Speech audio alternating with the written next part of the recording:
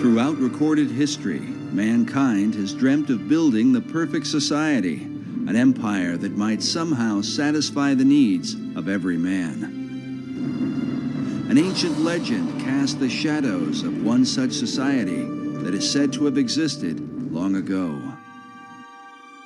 2,500 years ago, the Greek philosopher Plato set down a dialogue called the Critias. He recounted the story of an ancient Greek poet and statesman named Solon. Solon had journeyed to Egypt in search of wisdom to help the government of his beloved Greece.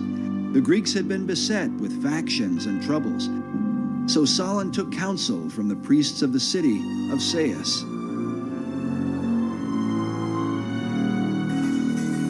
An old priest told him, "O Solon, Solon, you Greeks are never anything but children. There is no old opinion handed down among you, nor any science that is white with age."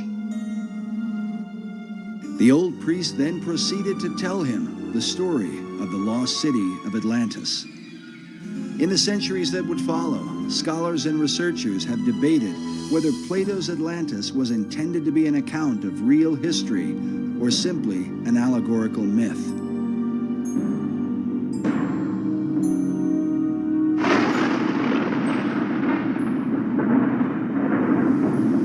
Some even suggest that Atlantis was really the antediluvian world, the wicked society destroyed by the wrath of God in the great flood of Noah. In the 20th century, Plato's account was further supported by Masonic philosopher Manly P. Hall. Hall claimed that Atlantis had once been a vast and mighty empire that extended to the whole world, a philosophic commonwealth of nations that one day was destined to be rebuilt. But who would rebuild it? And exactly who was Manly P. Hall? Manly P. Hall was probably the most highly esteemed occultist and Freemason of the 20th century.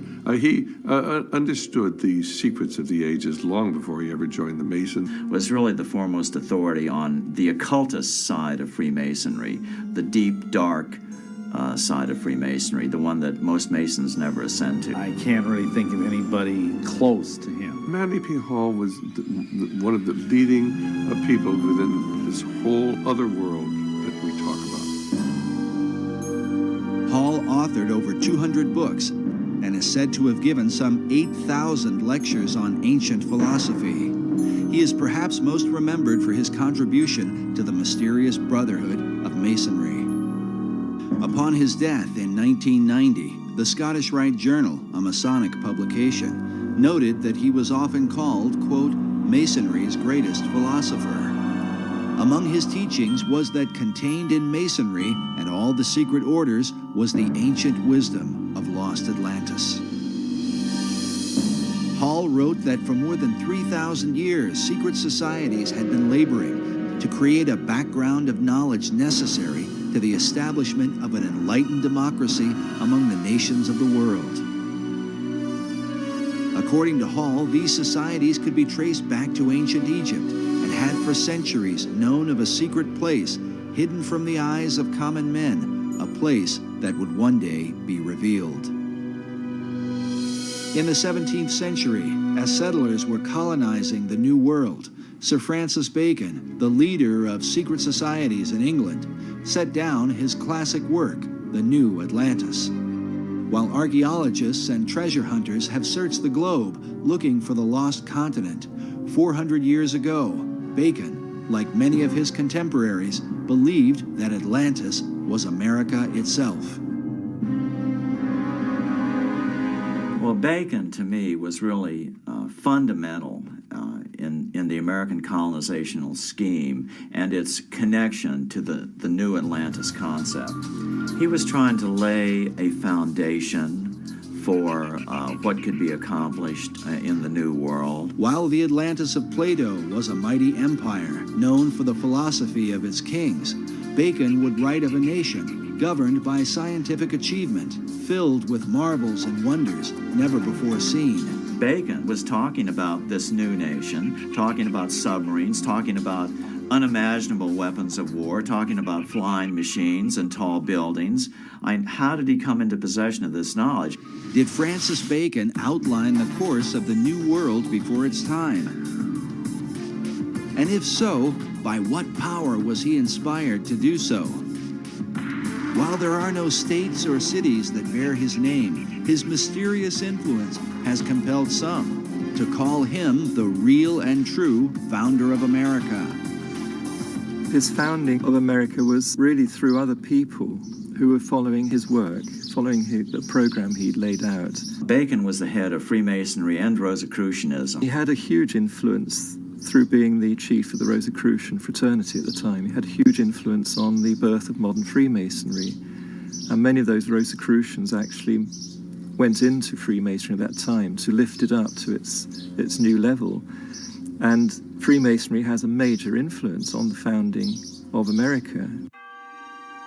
While many of the early settlers came to work the land for the cause of religious freedom, there were with them secret societies who came to the New World with another agenda.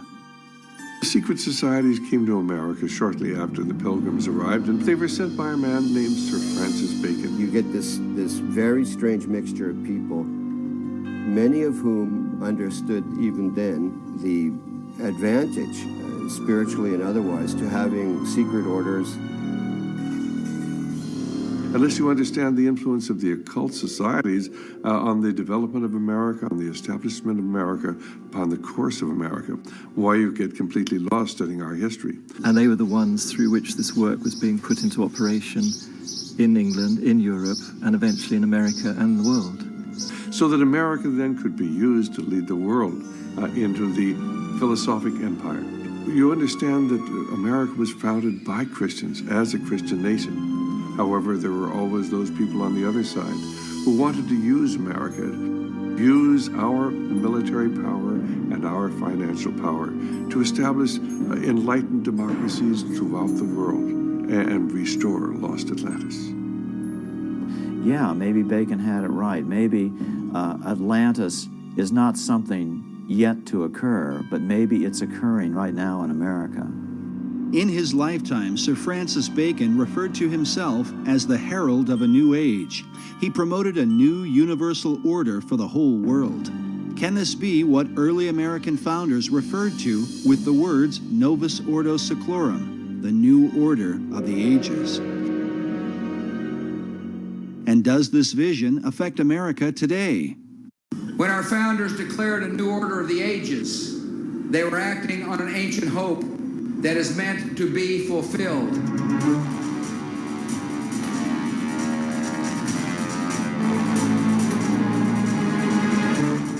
As America marches forward, spreading democracy throughout the globe, is she merely promoting freedom or fulfilling an ancient plan?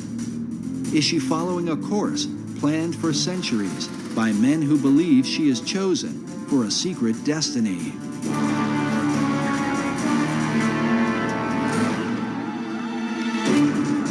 To understand the present and possibly the future, we look into the past as we unfold the secret mysteries of America's beginnings.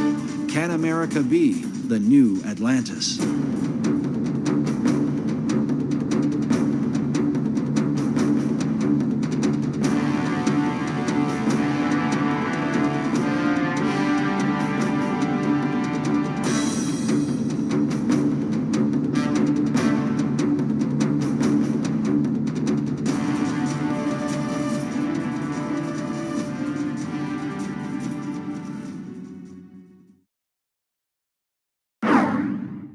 The movie National Treasure revealed to many the role of Freemasons in the founding of America.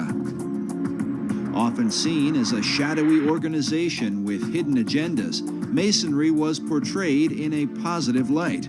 Was this coincidence, or could there have been something behind it? I think there's probably a little something behind it. The Freemasons among our founding fathers left us clues like these. The unfinished pyramid, the all-seeing eye. They're speaking to us through these. Well, the movie National Treasure is probably the first film in many years that has given a positive spin to the Masonic Lodge. And essentially it seems to have been at least partially designed as kind of a propaganda piece for them. They were basically trying to say that these people who have hidden this secret knowledge of whatever it was, the gold stash or whatever, the Masons, are basically good guys. Because it makes them appear to be this sort of benign, shadowy group that's in the background protecting these important ancient secrets and also protecting this great, massive treasure. It was fairly accurate in its Masonic elements. You can tell whoever made the film either was a Mason, and of course there's a lot of Masons in Hollywood, or else had done a lot of research. Screenwriter Jim Kauf, who developed the storyline for Disney Pictures, claims no Masonic connection, yet some researchers are not convinced. Masons were involved in the writing of that, it seems to me, because then they tried to turn it around and, say that that Freemasonry is a good thing, that it has these hidden secrets deep within it, and that someday will be revealed, and bring good things to America, etc. Yet did the filmmakers accurately portray the real secrets of Masonry? The thing I think that's unfortunate about the movie is, other than it kind of glamorizes the Masons, is that it makes it sound like the treasure of Masonry is monetary, that it's this enormous cachet of wealth and gold and jewels and urns and statues and whatever. And really, that's not what the treasure of Masonry is. The treasure of Masonry is esoteric wisdom. It is what Masons believe. It is the secret of eternal life and immortality. And that's an entirely different thing. Conspiracy theorists have suggested that the film was intended to mislead. But the question remains, if Masons were involved in the making of the film, what would motivate them to tell a story about a society sworn to secrecy? I think Masons have been pretty desperate over the last couple decades. They've taken a lot of hits, due in at least part to my books, and their membership is declining fast. Men love secrets, and that's just a basic truism. And so if they advertise that through a popular movie, maybe it would generate a little more interest. On one level, the film, I think it does some good in that it does educate people about the origins of our country and the fact that the origins of our country was very much steeped in Masonry. But on the other hand, I think it misleads about the benign nature of Masonry's involvement. And also it misleads by defining the nature of what Masonry has been guarding for the last 3,000 years. But what has Masonry been guarding for the last 3,000 years? The real history of the craft, as it is called, varies from one source to another and is a continued thorn of controversy.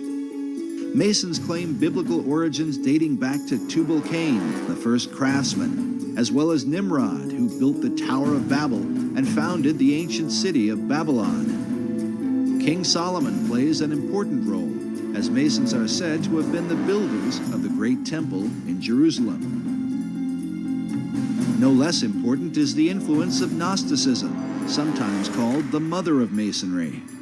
According to Masonic historian Albert Mackey, Gnosticism is where Masonry gets the mysterious letter G, as seen here in the midst of the Masonic square and compass, a symbol that often adorns Masonic tombstones.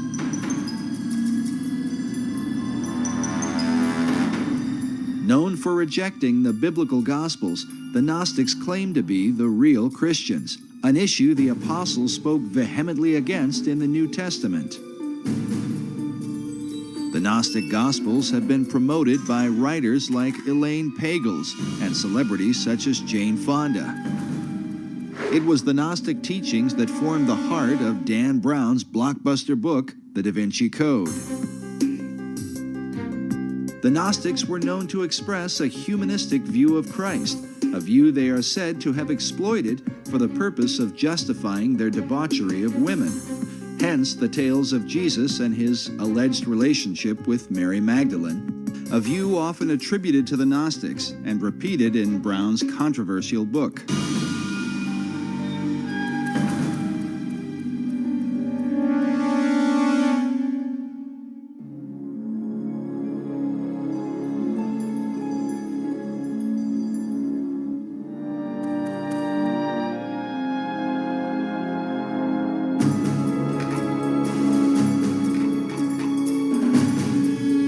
Masonry's most popular debates, especially with films like National Treasure and books such as The Da Vinci Code, Born in Blood, and Holy Blood, Holy Grail, seem to involve the mysterious Knights Templar, whose connection to Freemasonry is often seen at the Rosslyn Chapel in Scotland's capital city of Edinburgh.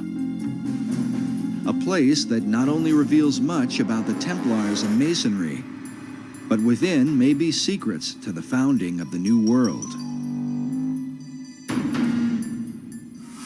But whatever the connection or controversy, most Masons trace their craft back to the mysteries of ancient Egypt. Egypt is like pretty much the proximate fountainhead of all esoteric mystery teaching. After the example of the Egyptian craftsmen, the Masons carved their own imagery in the great structures of Europe. Secret signs and symbols were embedded into their work, the meaning of which was to be hidden from outsiders. These were the craft masons who actually built the temples. If you look at European architecture, you know, all those big cathedrals in Europe, Cologne Cathedral in Germany, Notre Dame in Paris, Salisbury Cathedral in England, and all those beautiful cathedrals were all built around the 1200s and 1300s. And it was these masons who knew their business, and they wanted to keep their skills secret. All the great cathedrals of Europe were built by stonemasons who had an understanding of esoteric lore, and they're basically riddles in stone. When Masons came to America, they practiced their trade in the same way they had in Europe, embedding secret codes within the design and foundation of the American colonies. Some believe this may account for the geographic location of the 5 great Revolutionary War cities. In particular, Boston, New York, Baltimore, Philadelphia, and Washington, D.C. have all been built in perfect alignment along the eastern seaboard.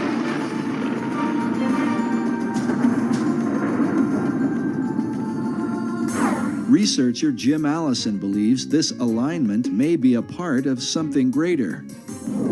Let me say this, I think it is very unlikely that the alignment is coincidental. According to Allison, the alignment of cities and ancient sites are part of a series of great circles that encompass the earth. These circles are supposedly like lines of power upon which significant sites are built. The simplest example, the most obvious example of a great circle, though, is the equator, because it runs around the center of the earth. It runs due east-west. Meridians of longitude, which run due north-south through the north and south poles, if you extend it all the way around, those are also great circles because they run through the center of the earth. Allison claims that mystical sites like the pyramids, Easter Island, the Mayan and Aztec cities are all built upon these great circles.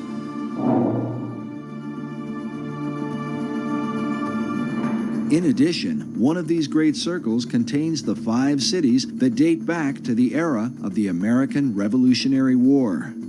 Washington, D.C., Philadelphia, Baltimore, New York City, and Boston are in fact aligned. They're fairly close together. The distance from Washington, D.C. to Boston is 400 miles. And as a result of that, you can see the alignment just on a flat map, because the curvature of the earth is not so much over that distance to distort it. But on a 3-dimensional map, it's even clearer. But is this just a curious coincidence, or could there be some hidden meaning behind it? In the 1920s, an Englishman named Alfred Watkins noted a series of straight tracks or lines upon the Earth's surface that seemed to connect the ancient monuments and holy sites around the world. What he found was that in a number of cases, a number of these monuments were aligned in dead straight lines that extended from a few miles to, in some cases, many miles. He coined the term ley lines to describe and to explain these alignments. Watkins believed that there are some type of grid lines that run through the Earth, lines of energy or magnetism or electromagnetism or some other kind of attraction over the Earth. And that's what he described as ley lines. Watkins believed that the builders of these sites were aware of these lines that ran through the Earth and that they intentionally built these monuments on these lines. While Watkins' findings were not openly received by all, his views have been most often embraced by members of the esoteric community. In the occult, there's this concept of ley lines, L-E-Y, which are lines of force that some people say are like the acupuncture points of the Earth. And you always want to build things on a ley line. All of the great cathedrals of Europe are built upon these ley lines, which are like currents of power. These currents of power are thought to have magical significance. Some believe they act as portals for spirits to travel to and from the ancient monuments that fall within these alignments. But the question remains, were such power lines important to the builders of early American cities? Were they aligned with a secret purpose in mind? That's very important where the Pyramid of Khufu is built, the Great Pyramid. And it's very important where Stonehenge is built.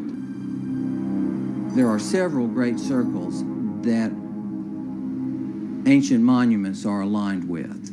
And in some cases, ancient and modern development is aligned with. Extending the alignment from Boston to the northeast towards Europe, the alignment crosses over the Atlantic and crosses into England and crosses over Stonehenge, which of course is one of the more significant monuments, certainly in England and arguably anywhere.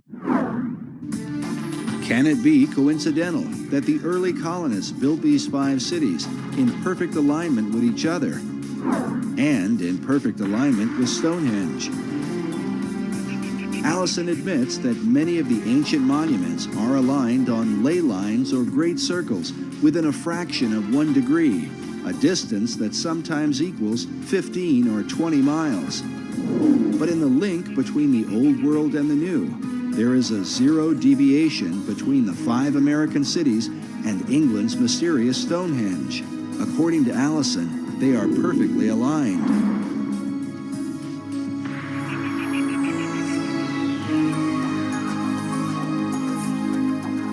Can such a perfect alignment be unintentional, or the result of some natural attraction of ley lines in the Earth? There's some dispute about that amongst people who studied these ley lines as to whether the builders were aware of an attraction and they built it for that reason, or whether there was possibly an attraction that they were unaware of, but nonetheless caused them to build these sites in alignment. But the simple fact is they are aligned.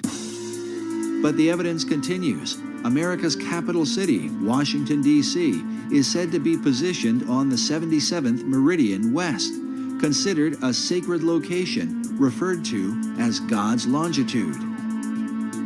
In his book, Marking Time, author Duncan Steele argues that the early expedition of Sir Walter Raleigh, known for the lost colony at Roanoke, was not quite the failure it seemed to be.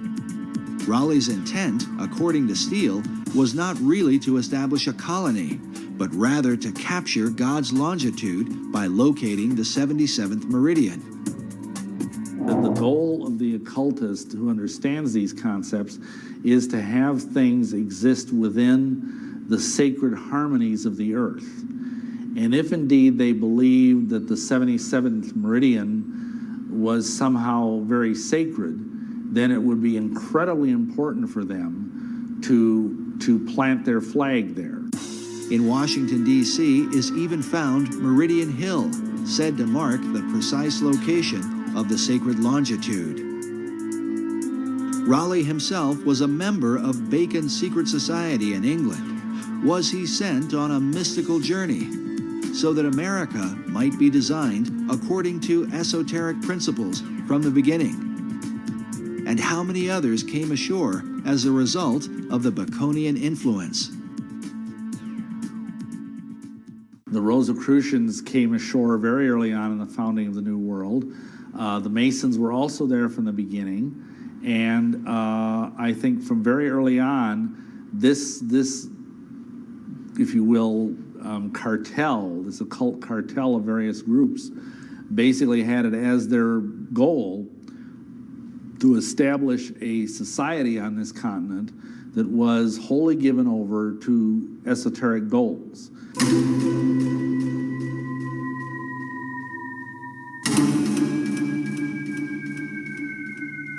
The Rosicrucian Order, with its modern headquarters in San Jose, California, has for centuries been linked to Freemasonry. Well, you have to understand that Freemasonry is simply the modern-day manifestation of the ancient mystery religions. The ideas of Masonry have been around literally for thousands of years. And, of course, Rosicrucianism was simply a forerunner of modern-day Masonry. The order takes its name from its primary symbol, the rose and cross. Like Masonry, the Rosicrucians traced their religion to the mysteries of ancient Egypt. Their power base in San Jose centers around an Egyptian museum. There are chapters of the Rosicrucians studying every place across America. And one only has to go up on the internet, and they actually have websites where they recruit people into the Rosicrucian order. People have no idea that these people are even here. Perhaps the reason for their lack of exposure is that they are dwarfed by the chief of all secret societies, the ancient order of Freemasonry. Nevertheless, the Rosicrucians are said to be the first of the secret orders to have opened a door in the New World. The very first that we know of occult beachhead in America was Rosicrucian. I was out on a speaking tour recently, and I had the opportunity to visit the Ephrata Cloister, it's called, in Ephrata, Pennsylvania. And it's where the original Rosicrucian community built its headquarters, right on the east coast of the United States. And that was in the 1600s. And right about the same time that Christianity was establishing its beachhead in America, so was the Rosicrucian order. In the 16th century, Sir Francis Bacon had become the chief of the Rosicrucians in England. Researchers believe that Bacon sent members of this society to America to launch his esoteric empire, the New Atlantis. This 1910 Newfoundland stamp commemorates Bacon's early influence. It reads, "Lord Bacon, the guiding spirit in the colonization scheme." I know that Rosicrucianism today holds Bacon in highest esteem as an active transmitter of the secrets. If you go to the AMORC, the Ancient Mystical Order of the Rose and the Cross, the Rosicrucian Order Center in San Jose, Bacon is everywhere. He's a demigod in Rosicrucianism. But Bacon's influence was not confined to Rosicrucianism. He is considered by some to have been the first to formalize the mystery teachings into a system now recognized as modern Masonry. So Freemasonry up to that point had been very, very much involved with just the craft of building buildings. It had been a guild in this country, and each country had their own type of masonry or Freemasonry. There was no sense of it being a worldwide fraternity where religious belief or race did not matter. before that had been very racial and very religious, but Bacon turned it into a truly international society. This international society would also come to the New World. And while Bacon's Rosicrucians would maintain a position of careful anonymity, the Order of Masonry would stretch its hands in America to the very heights of power. Nowhere is the Masonic presence more clearly seen than in the design of America's capital city, Washington, D.C.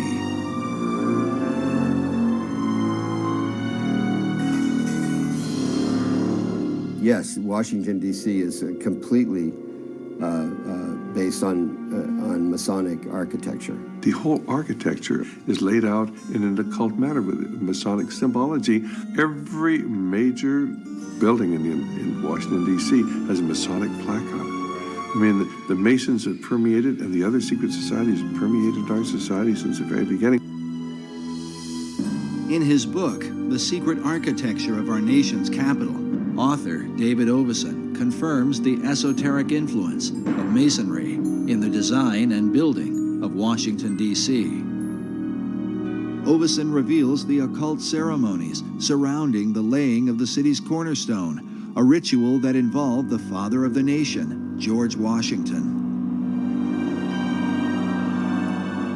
200 years later, in a ceremony commemorating this event, Senator Strom Thurmond, himself a 33rd degree Mason, is pictured alongside the cornerstone upon which is carved a Masonic square and compass. If you either look at the map of Washington, D.C. or try and drive in Washington, D.C., you think it must have been designed by a nutcase. But actually it was designed by a Freemason, a French Freemason named L'Enfant. I think Pierre-Charles L'Enfant was his name. And it's full of esoteric symbolism. Oveson writes that, like the pyramids of Egypt, the entire city was built in alignment with the stars, and suggests that the hidden purpose for the Masonic rituals is that America might be empowered by the gods of the ancient world. Can this be the reason for the pagan god and goddess images that have come to represent America? Tradition often claims that America was founded as a Christian nation only. But if this is the case, why are its symbols those of the pagan religions rather than images of Christ, the apostles, and stories from the Bible? Well, I think that this is where the great confusion comes in. America was founded as a Christian nation, but it was also founded as an occult nation. And there have always been two parallel forces here in America. One the Christian, one the occult, dating back into the 1600s. And until you understand that, you can't understand anything going on in the world today. The conflict between Christianity and the occult has compelled some to reject entirely the influence of God in early America. In February of 2005, CBSNews.com posted an article titled Our Godless Constitution. In it, author Brooke Allen wrote that our nation was not founded on Christian principles, but on Enlightenment ones. God only entered the picture as a very minor player, and Jesus Christ was conspicuously absent. A chief issue of debate are the very symbols that define the United States. Where did they come from, and what or who exactly do they represent? For many, the answers lie in the secret societies.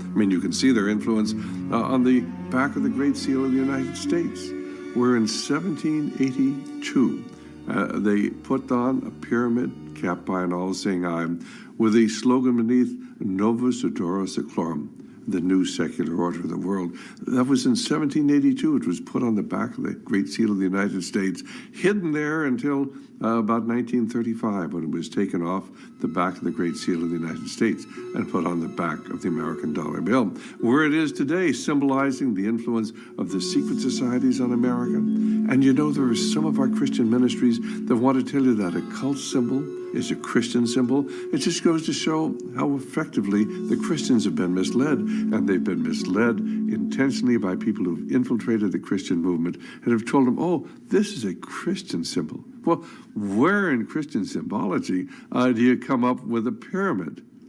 Where in Christian symbology do you come up with a glorified eye? This is all the symbology that everybody who's involved with the occult understands. The glorified or all-seeing eye is known as the Eye of Horus, one of the most important gods of the Egyptian mysteries. Other pagan icons include the Washington Monument, an obelisk normally dedicated to the Egyptian sun god. Meanwhile, the idea for the Statue of Liberty was taken from the Colossus of Rhodes, one of the 7 wonders of the ancient world, and combined with the imagery of the goddess of ancient Babylon, Queen Semiramis. But what do these esoteric elements tell us about the founding fathers of America? Who were they, and what was the light by which they saw the world and themselves in it? The majority of the people who were in founding fathers were either deists, or else they were free thinkers, or they were Rosicrucians, or they were Masons, or they were all of the above. But the issue is not black and white. Researchers are careful to point out the God-fearing nature of early Americans. If we take the founding of America as the time when the Puritans came over, if that's the time that was taken and the landing of the Pilgrims, you remember, and that date there, if that was taken as the founding of America, there was no question. These are solid Christians out, and they were looking for freedom. They did not want to be persecuted by either the church in England, which was the Anglican Church. So the Puritans would have been persecuted as dissenters. Nevertheless, so if we take that date, that era, when the Puritans came over, they were coming over seeking freedom, religious freedom. And so they wanted to settle the land and build their little churches and worship the Lord as he told us to do, and in the manner in which he told us to do in the scriptures. That's what they wanted to do. So without question, it was settled in the beginning as a Christian nation, an opportunity to come over freely. Unfortunately, you got other people who wanted to do the same thing, but they weren't necessarily Christians.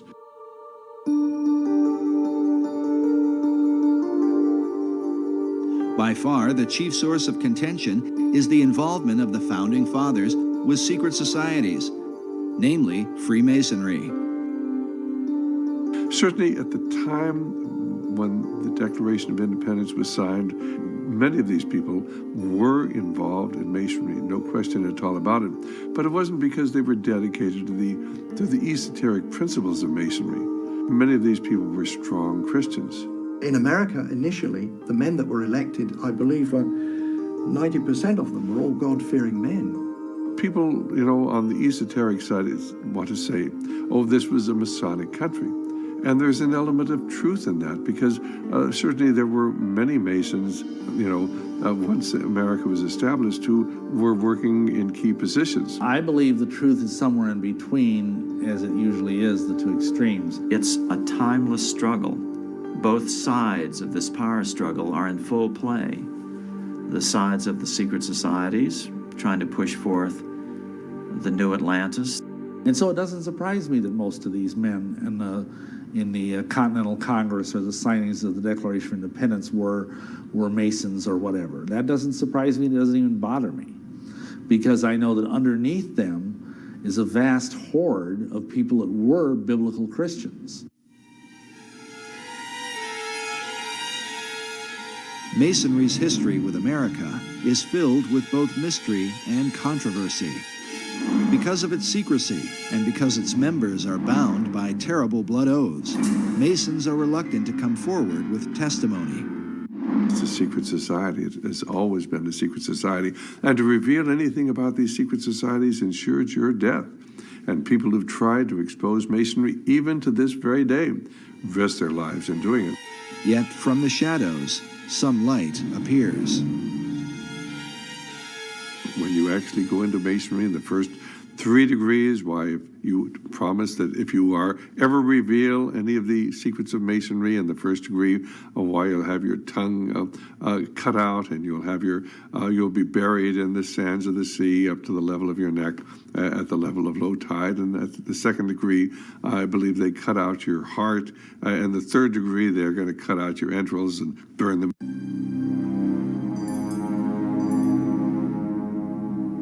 In the 19th century, a man named Captain William Morgan was murdered by a group of Masons who were bound by such blood oaths. Well, Captain William Morgan was a guy up in Batavia, New York in 1826. He was the first American to publish the first 3 degrees of Freemasonry, of the Blue Lodge. The things you had to say, the oaths you had to take. And Masons didn't like that very much. Captain Morgan had violated his oath by writing a book to let people know about the terrible oaths of this terrible society. Feeling a responsibility to the Masonic Brotherhood, 3 members of the order kidnapped Morgan to make him pay for exposing the secrets of Masonry. Hey, stop this! What is this? This is ridiculous! Stop! He was captured by a group of Masons and taken and killed. And later on, the perpetrators made deathbed confessions of it all, so it was all very well known. Of these deathbed confessions, at least one has survived, given by a man named Henry L. Valance, whose insight into Morgan's final moments provides a heart-wrenching account. While Valance was never brought to justice for the crime, his final confession revealed a conscience haunted by a lifetime of guilt. If the mark of Cain wasn't upon me, the curse of the first murderer was. The bloodstain was upon my hands and could not be washed out.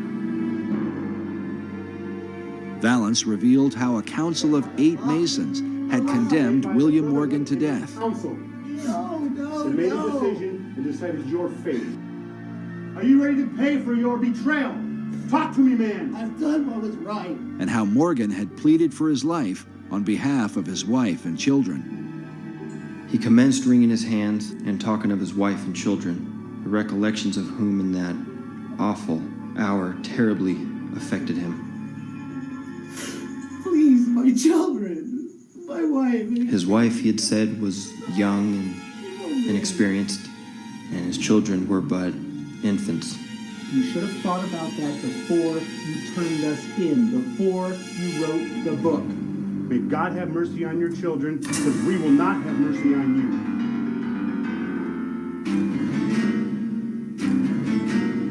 Despite Morgan's plea for mercy, Valance and his fellow Masons were determined to carry out their grim task. They gave Morgan time alone to prepare himself to die. How Morgan passed that time, said Valance, he could not tell, for everything was quiet as a tomb within.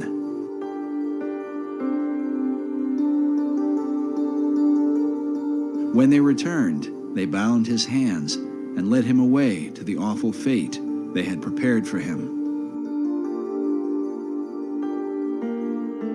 The story was he was actually drowned after being mistreated horribly for a period of time. Well, when the word of this got out, and people began to realize this dangerous influence of Masonry within our society, why the membership of the organization fell off dramatically. As one investigator put it, as one writer put it, Freemasonry, which was rampant throughout the country at that time, almost dried up overnight. The public outrage over Morgan's death was profound, but when those who had murdered him were sought out, the people of the United States discovered that justice was not so easy to obtain. The reason was given by the Reverend Charles Finney in his book, The Character, Claims, and Practical Workings of Freemasonry, first published in 1869. Finney was a former Mason who lived through the Morgan affair. He claimed that justice in the case was impossible because nearly all of the civil offices in the country were in the hands of Freemasons. According to Finney, even the newspapers of the day were completely under their control. Finney writes that it was found that they could do nothing with the courts, with the sheriffs, with the eyewitnesses, or with the jurors, and all their efforts were for a time entirely impotent. So this turned into a big brouhaha. It was a big Masonic scandal because it was all known. The Morgan incident became an issue of national importance, not simply because a man was murdered, but more importantly, Americans began to realize that their supposedly democratic country was being secretly controlled by the Masonic Brotherhood. And this led even to separate political parties, anti-Masonic political parties being formed, and they were even called the Anti-Masonic Party. They ran candidates for president, and they were significant parties. They weren't just minority parties, so it was a really big deal. The Anti-Masonic Party was the first third party in American politics, and eventually became the Whig Party, which is more widely recognized. The party itself was led by former President John Quincy Adams, who wrote a collection of letters and essays against Freemasonry. How can you have a free society when you have people who belong to these secret societies and have sworn these terrible blood oaths? You can't have a free society. And that's what John Quincy Adams was writing about. Adams wrote, "I do conscientiously and sincerely believe that the order of Freemasonry, if not the greatest, is one of the greatest moral and political evils." As a result of the Morgan incident, a series of official investigations took place. In 1829, a New York State Senate committee published its findings on Masonry, stating that its members were found in almost every place where power is of any importance. 5 years later, in 1834, a joint committee in Massachusetts reported that Masonry was, quote, a distinct independent government within our own government and beyond the control of the laws of the land by means of its secrecy. Well, the influence of Masonry has always been here since those days. And of course, within 15 or 20 years, by the membership of Masonry had reconstituted itself. It said they got down to only about 5,000 members there when Masonry was really exposed. But people soon forgot about the terrible things that had happened. And the fact that if you were a Mason, they really would kill you. Most people look upon Masonry as simply a fraternity, and these oaths have no meaning. But tragically, they do. A monument was erected in Batavia, New York, and remains to this day, in remembrance of what happened to William Morgan. The inscription on its base reads, "To the memory of William Morgan, a native of Virginia, a captain in the War of 1812, a respectable citizen of Batavia, and a martyr to the freedom of writing, printing, and speaking the truth. He was abducted from near this spot in the year 1826 by Freemasons and murdered for revealing the secrets of their order." The monument goes on to tell the reader where they can find the historical records that document the Morgan account.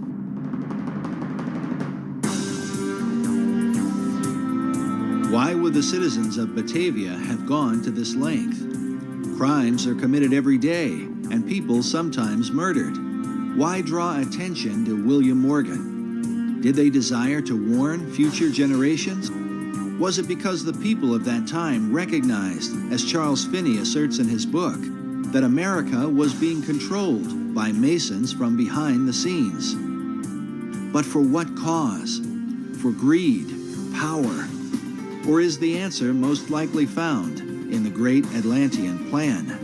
In order to bring forth the destiny of America and lead mankind into the vision of Plato and Sir Francis Bacon, the secret societies would have to control the new world, and in time, subdue the old.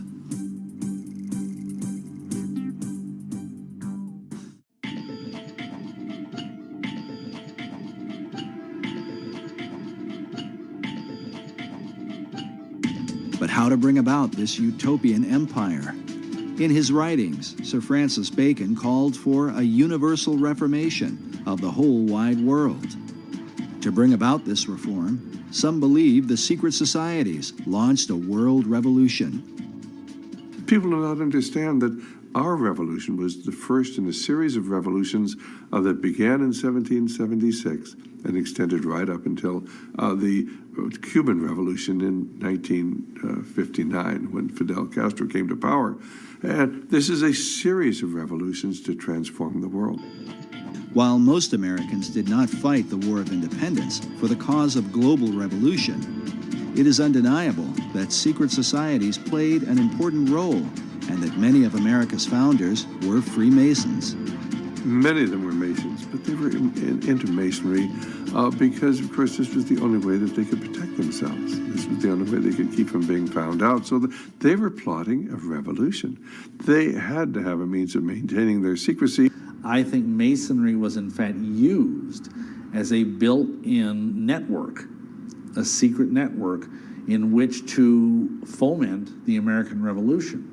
They didn't have to put a network together, it was already there. All they had to do was sort of ride on the back of Freemasonry to make the American Revolution work. And work it did with the help of Masonic ingenuity, beginning with the kickoff event, the Boston Tea Party.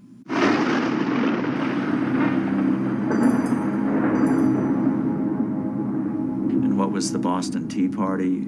Who was behind that? Who were the raiders of the English tea ship?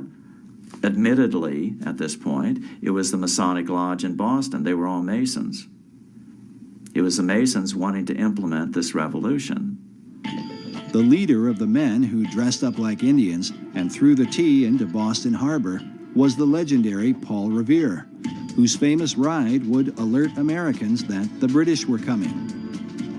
Pictured here with a teapot commemorating his rebellion, Paul Revere was a prominent member of the Masonic Order. George Washington, known as the father of our country, along with many of his generals, were also Masons. Yet Washington's involvement with Masonry is hotly debated.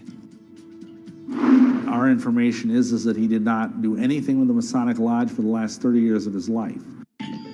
The debate centers around a letter written by George Washington to the Reverend G.W. Schneider on September 25, 1798, just 15 months before Washington's death. In the letter, Washington says specifically, "I must correct an error you have run into of my presiding over the English lodges in this country. The fact is, I preside over none, nor have I been in one more than once or twice within the last 30 years. And in Washington's case, I defend him by saying the Masons are very secretive. When they approach a man to be a member of their organization, they will not and cannot tell him what it's all about.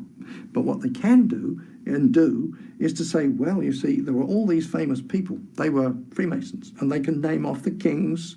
And today, of course, they can name off Washington. And so the candidate will then argue to himself, well, who am I? I'm just a little guy, you know, or I might be a senator, but nevertheless, who am I compared with these? If it was good enough for them, surely it's good enough for me. If it's secret, it's going to be a good thing. So they get in, and they're not told the whole story. They're not told in the first, second, or even third degree. They're not told the whole story, but little by little, as they acquire more knowledge and as they are deemed to be faithful to the cause, they are told more. And that's just how they get the people in. It is only fair to mention that many Masons continue to insist that Washington was very active in the craft. Yet there is no debate about the Masonic membership of Benjamin Franklin, who is deeply involved not only with Masonry, but a whole variety of secret societies in America, in England, and in France. Societies that had everything to do with his success during the American Revolutionary War. Benjamin Franklin is a very paradoxical, complex fellow, as might be expected for someone who was such a great genius. But at times he seems like he's a Christian. At times he seems like he's a scoundrel.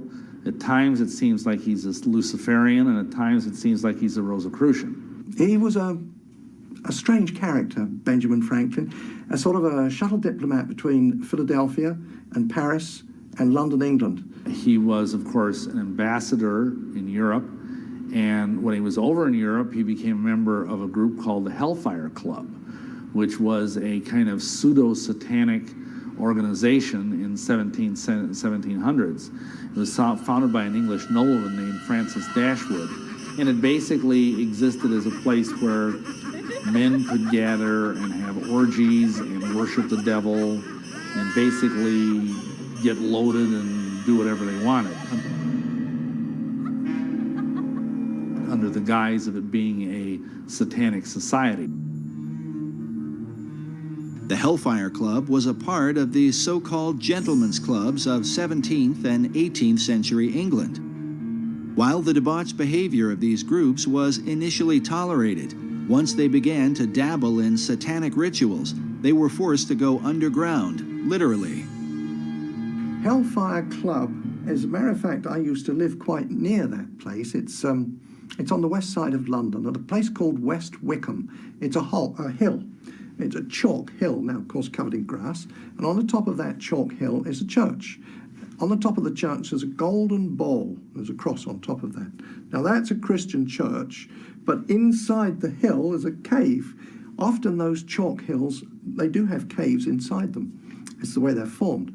And in the cave there, they would gather together. Now, I don't say that it was the church, the occupants of the church that gathered there, but whether they knew it or not, the Hellfire Club would hold their meetings once a month underneath the church. And Benjamin Franklin would go and visit that at the times when he came to visit England, yeah. He was very much apparently into some of the ideas of the esoteric movement of his day.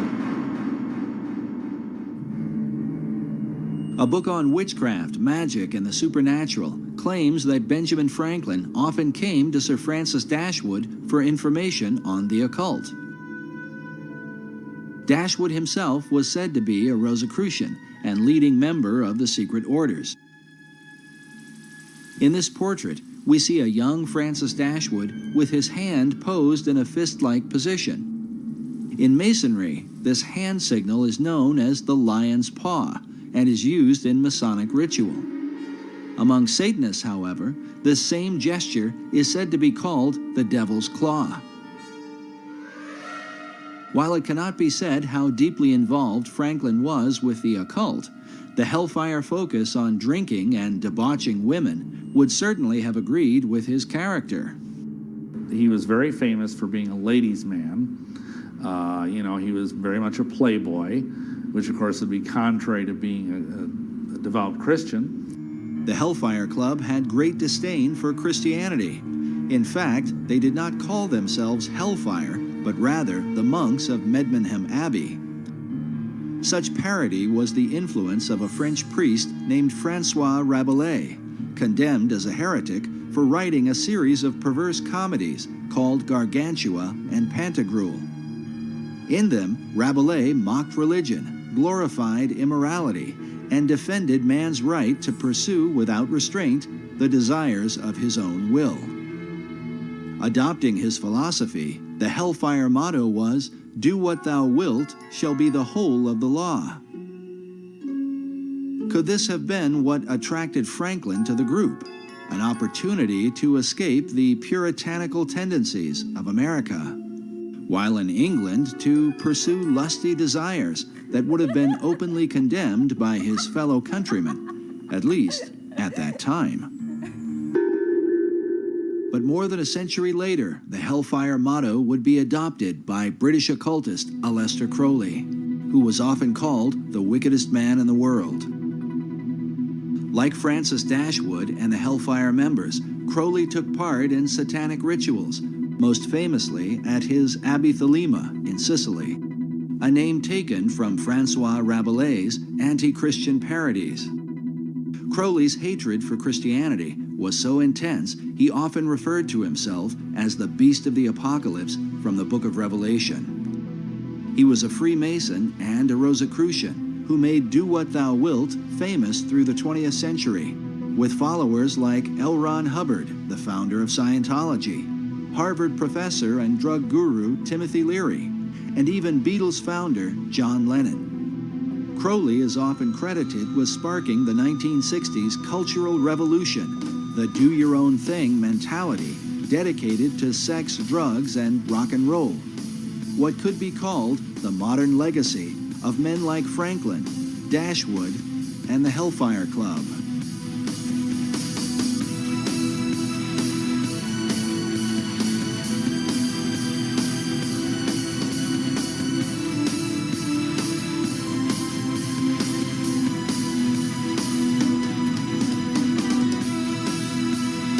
But wait a minute.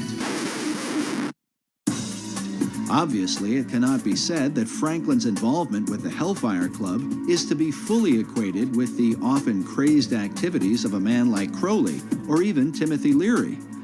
Still, one must wonder what Franklin was doing with a group of immoral aristocrats who dabbled in devil worship, even if they were just kidding around, as some have suggested.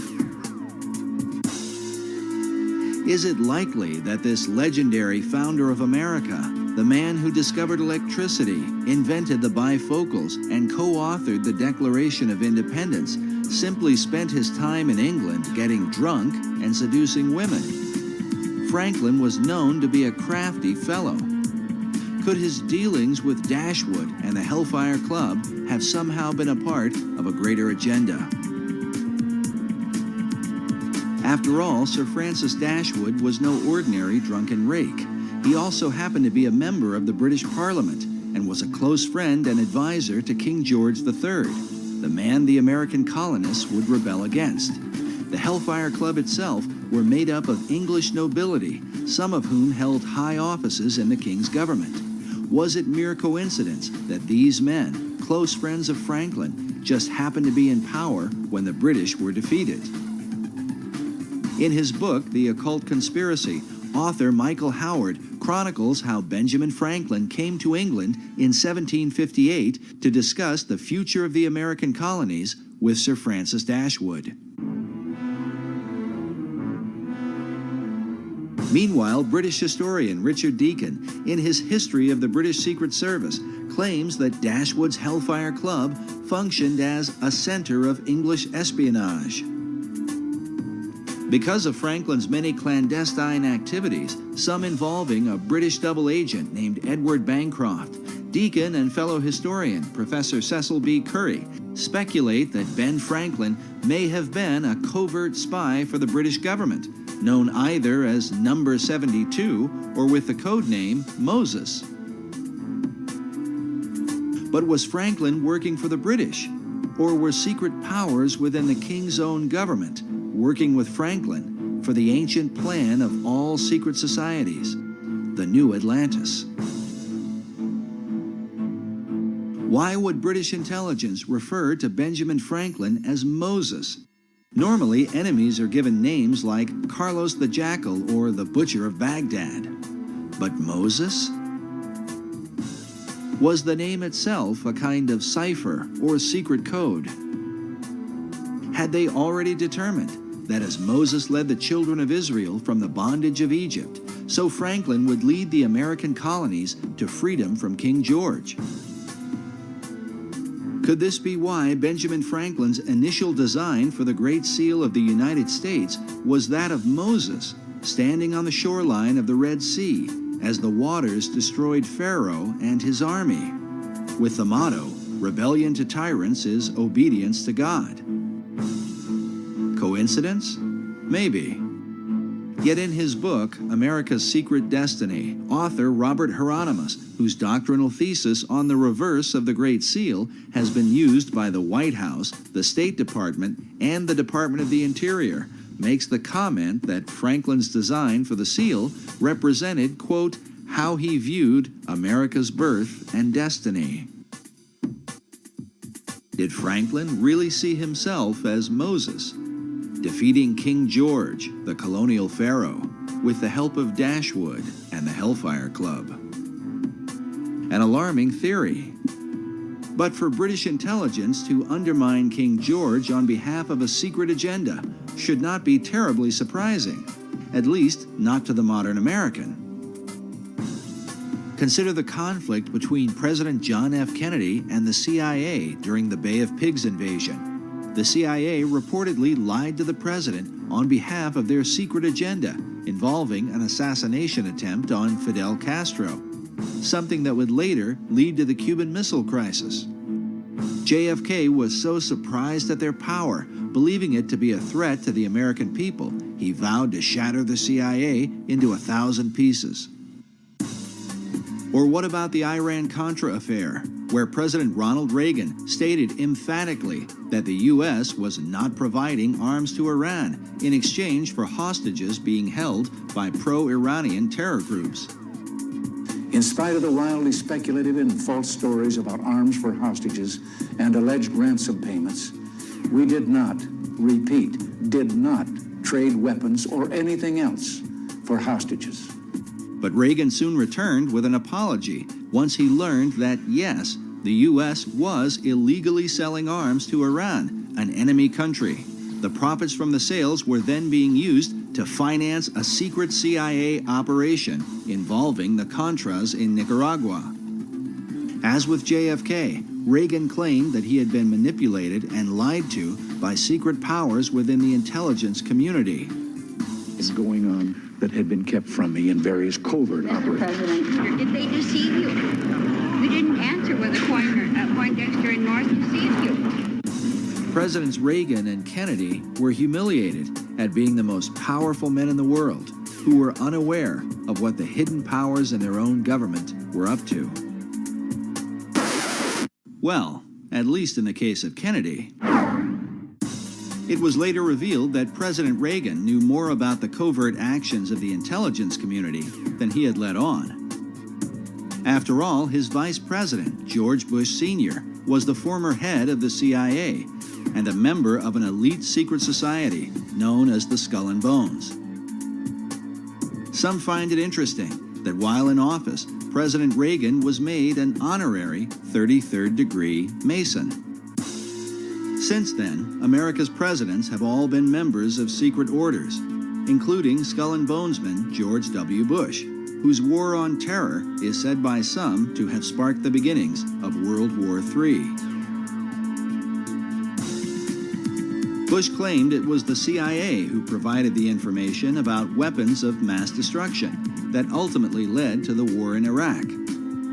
As of the making of this documentary, that information has turned out to be false.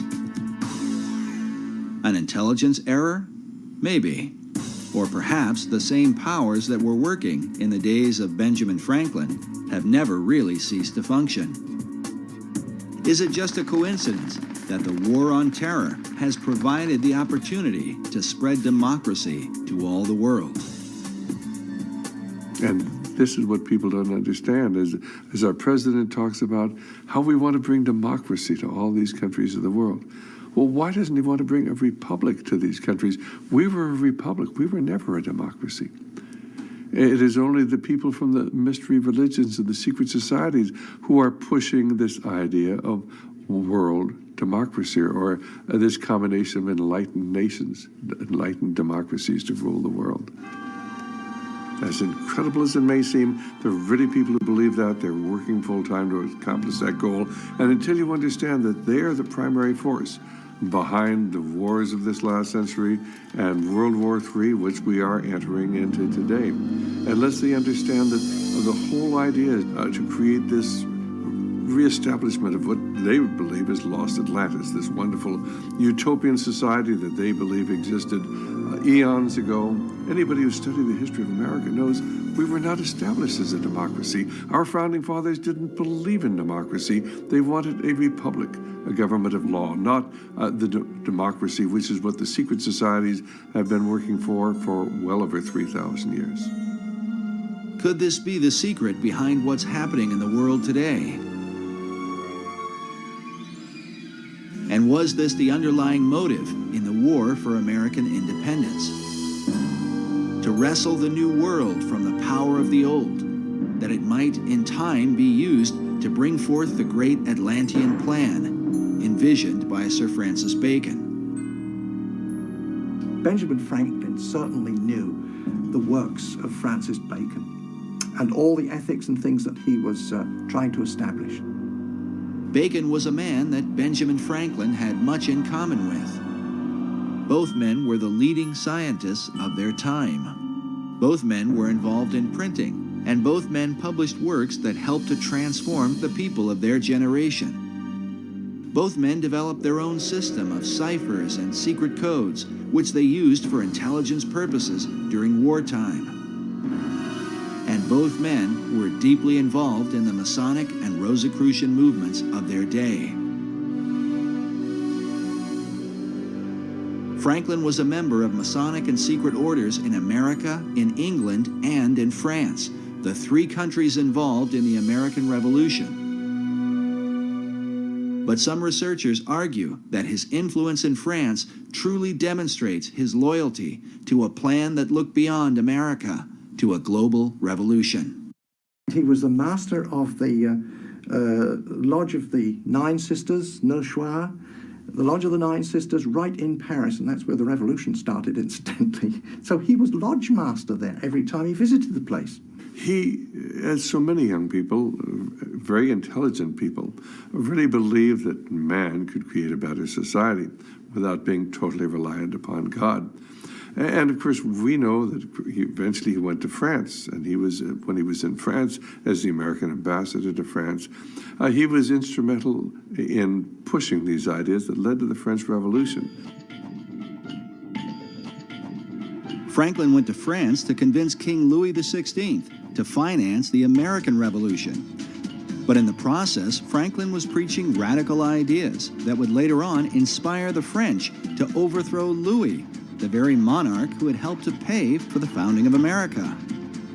Americans desperately needed money to fight the War of Independence because, according to Franklin, England had ruined their economy to keep America from becoming too prosperous.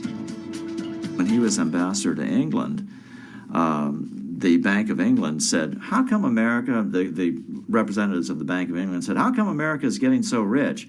And Franklin, in his autobiography, recounts the story. He said, well, that's easy. In America, we create our own money and we owe no interest to pay to no one. So the Bank of England said, oh, that's very interesting. So they immediately had passed through Parliament the Currency Act of 1764. And what did the Currency Act do? It outlawed the creation of America's own money and put America on the gold standard, made Americans pay their taxes in gold or silver coin, which of course was very scarce in the American colonies in those days. So what was the result? It immediately plunged America into a deep depression. Franklin says that this depression, and everyone in America was well aware of what the depression, who caused the depression, why it was caused, just because England outlawed America just simply printing its own money, and that it was this Currency Act of 1764 that was really the root cause of the American Revolution, because it caused so much unemployment and a terrible economic upheaval. And Franklin's quote is, we could have endured a little tax on tea and other matters, but it was England's taking away our ability to create our own currency that was really the root cause of the revolution. And so King Louis supported the American cause through financial aid and the use of troops.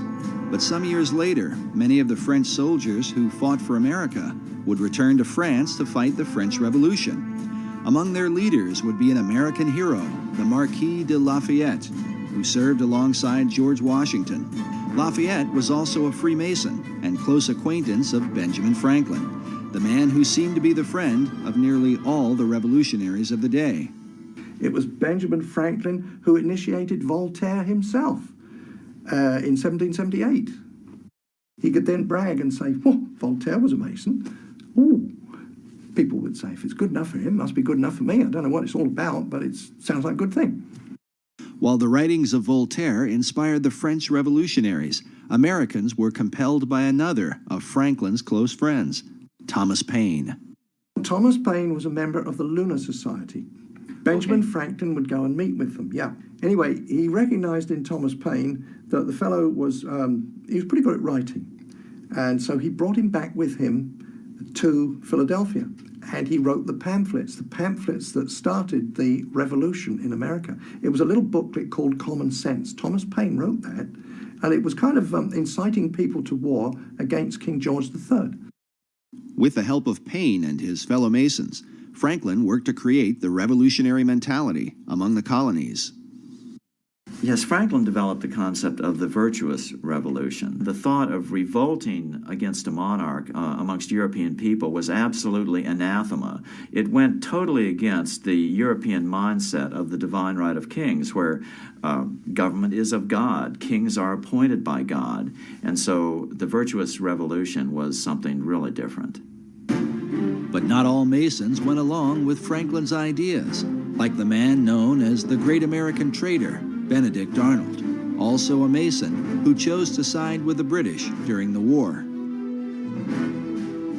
Nevertheless, for good or for ill, Masonry was clearly at the helm of the War of Independence. It seems ironic, however, that American Masonry today owes its allegiance to the very country it rebelled against. Modern Masons trace their official beginning to the United Grand Lodge of England, founded in 1717. The official start of modern Masonry is in 1717 in the Apple Tree Tavern in London, where the first Grand Lodge of England was convened. And that's called the Mother Lodge, because essentially all English-speaking lodges precipitate out of that. And for example, all American lodges, all the different Grand Lodges of the different states, all ultimately owe their allegiance and their warrant to the Grand Lodge of England. Yet prior to the formation of the Grand Lodge, the seeds of modern Masonry had already been sown through the work of Francis Bacon. Francis Bacon established the Masonic organization, that whole body that was established by Francis Bacon. The ethical programs that were inherent within that, he was responsible for all those. His philosophy, his ethics, his literature that he was responsible for would certainly be known to Benjamin Franklin. Was Franklin following Bacon's plan? Was it mere coincidence that he was a chief catalyst in the launching of the American Revolution? Or that his influence would also bring about the revolution in France? Masonic philosopher Manly P. Hall wrote that not only were many American founders Masons, but they received aid from a secret and august body existing in Europe, which helped them to establish this country for a peculiar and particular purpose, known only to the initiated few. Hall further suggests that Benjamin Franklin was among those few. In his book, The Secret Destiny of America, Hall writes of Franklin's involvement with the plan of Francis Bacon. In Chapter 13, titled Bacon's Secret Society Set Up in America, Hall features an illustration showing the eastern seaboard with Benjamin Franklin overseeing it, while beside him is the shadow of Bacon. Hall claims that Franklin spoke for the secret societies and that most of the men who worked with him in the early days of the American Revolution were also members. He says, quote, "The plan was working out. The new Atlantis was coming into being in accordance with the program laid down by Francis Bacon." To those who have studied him, Sir Francis Bacon is one of the most enigmatic figures in world history. Baconian societies have existed for centuries since his death in 1626. All of them credit Bacon with the great advancements of the New World. Bacon is such an interesting character, such a complex character. He was right at the center of the storm politically. He even claimed in one of his writings that he was in possession of all knowledge. You can't say that he was ignorant of the Christian concept. He obviously had some concept of Christianity and speaks of the Lord Jesus Christ, and yet he's a proponent of the New Atlantis concept. Just a very complicated character. Bacon is known as the father of modern science and the grandfather of the English Enlightenment. The phrase, knowledge is power, is often attributed to him and represents his philosophy that through knowledge or science, mankind could transform himself and the world into its highest state of enlightenment. His dedication to science and learning led to the birth of England's premier scientific organization. When the Royal Society of England was formed in 1662, they named Bacon as their model and inspiration. There's a book written by Thomas Sprat, who was the first president of the Royal Society. So this goes back to the early 1700s, and he wrote a history on it. And he acknowledged there that Francis Bacon was the originator of the idea. Yet even beyond the Royal Society, 20th century historian Will Durant wrote that the whole tenor and career of British thought have followed the philosophy of Bacon, a philosophy brought to America and furthered by some of her most influential leaders. Thomas Jefferson considered Francis Bacon one of the three most important men in history, along with John Locke and Sir Isaac Newton. It is even said that Jefferson believed he was fulfilling Bacon's dream for a new Atlantis by founding the United States. As a result, nearly all Baconians credit Bacon with the founding of America. This painting, once owned by Baconian author Marie Bauer Hall, shows the North American continent with the spirit of Bacon rising from the midst. Above his head is the all-seeing eye of Horus in the midst of a triangle, while upon his cloak is the rose and cross, the symbol of his Rosicrucians. Despite these things, little is mentioned about Lord Bacon in the history books of America.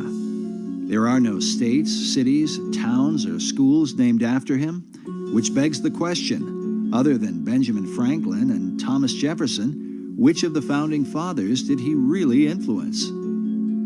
Which of those founding fathers were most influenced by Bacon's work? I would suggest it was all those who were Freemasons. Well, I think probably all the first presidents of America who were Freemasons, you could say, were influenced by him because of the influence that went into Freemasonry, but by Bacon. But I expect some were more influenced than others, or more inspired than others, and some may not even have known that Bacon was behind it all, in the sense of an inspirer. But maybe they all did. I mean, they were pretty intelligent men.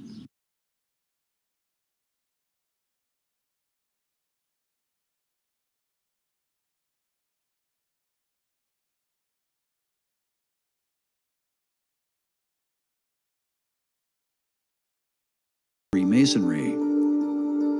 While the craft would not be officially established until after his death, it was Bacon who mapped out the plan for the ultimate aim of Masonry and all secret societies, the establishment of a new Atlantis.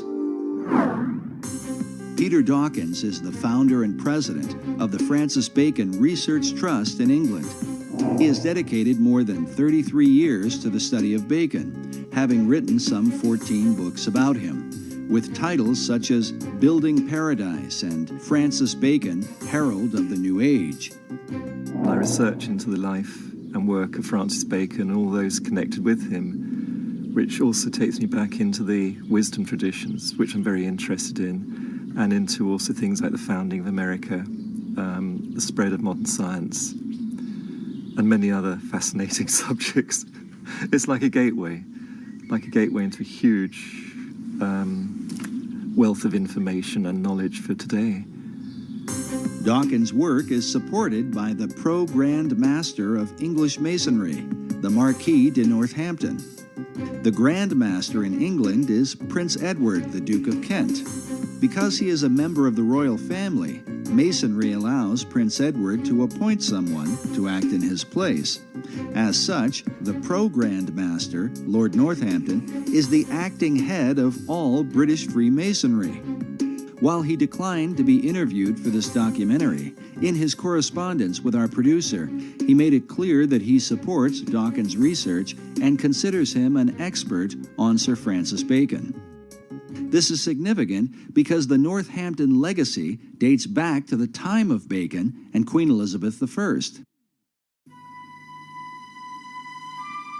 Today, Lord Northampton holds authority over Canonbury Tower, where Francis Bacon lived in his lifetime and where he is said to have met with his secret societies.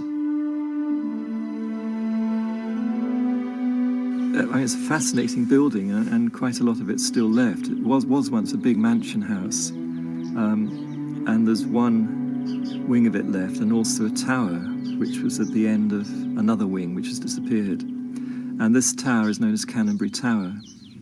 And the whole mansion itself was enlarged and decorated by a man called Sir John Spencer in Queen Elizabeth's time. And he'd had a year as Lord Mayor. He was quite an important guy in the City of London, and very, very wealthy merchant. And he had a home in London itself, and he also had Canonbury Mansion as his country home, because then it was in the country. You know, now it's just surrounded by London, you know, part of London, but then it was in the country, up on a hill, and a wonderful place to go to get the country air and good for your health. And Sir John Spencer was clearly involved with Freemasonry and the early Rosicrucian group, and he embellished all the rooms of the house with special carvings on the oak panelling, which have Masonic and Rosicrucian themes.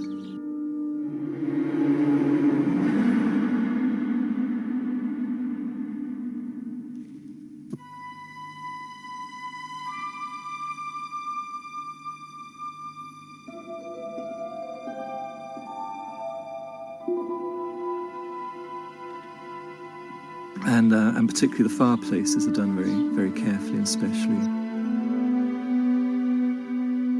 But the Compton and Spencer rooms still have the original carved panelling in, and the carved fireplaces, full of Masonic and Rosicrucian themes. That was done by Sir John Spencer, and the carvings are dated around about 1598 to 1601, that period. Well, eventually the house was taken over by Francis Bacon when he was made Lord Keeper of the Great Seal and then Lord Chancellor, and he rented the house for the rest of his life.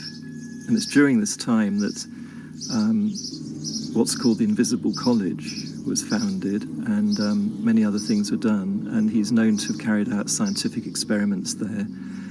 And it's quite clear too that the house was the perfect meeting place for his Rosicrucian group. You know, it was a headquarters outside London. It was private in those days. It could be well protected out of prying eyes. This labor of pursuing knowledge in secret represents Bacon's belief and method of working. In his New Atlantis, he wrote of a society that observed all things, but was known by no one. The symbolism of Bacon's home at Canonbury Tower, with all its mystery, supports the mystical view of the man, held by Dawkins himself. Well, using sort of Eastern terms, I'd say he was a master, but what in India they call a real master. But he was here in Europe, in the UK, or in England at that time. And he was just an extraordinary being. I actually think that he was the one that Paracelsus made the prophecy about, called Elias the Artist, referring to Elijah. And in tradition, Elijah is said to come again and again to prepare people for the coming of the Messiah, or coming of the Christ, which has many different interpretations. And Bacon himself called himself the herald of the New Age, which is the title of Elijah. The question posed by critics of Baconian theology is, what Christ did Bacon come to herald? Was it the Christ of the Bible, or the Christ of Masonry and the ancient mystery religion? In the ancient mysteries, a trinity is also recognized and is represented by a symbol that is little talked about, but one that some believe stands at the heart of all the Masonic tradition. It is known as the 47th proposition of Euclid, or the Pythagorean theorem. Manly P. Hall illustrates and explains the occult symbolism of this theorem in his book, The Secret Teachings of All Ages. According to Hall, the right triangle represents this trinity. The perpendicular side symbolizes the masculine or divine father, while the base represents the feminine or divine mother.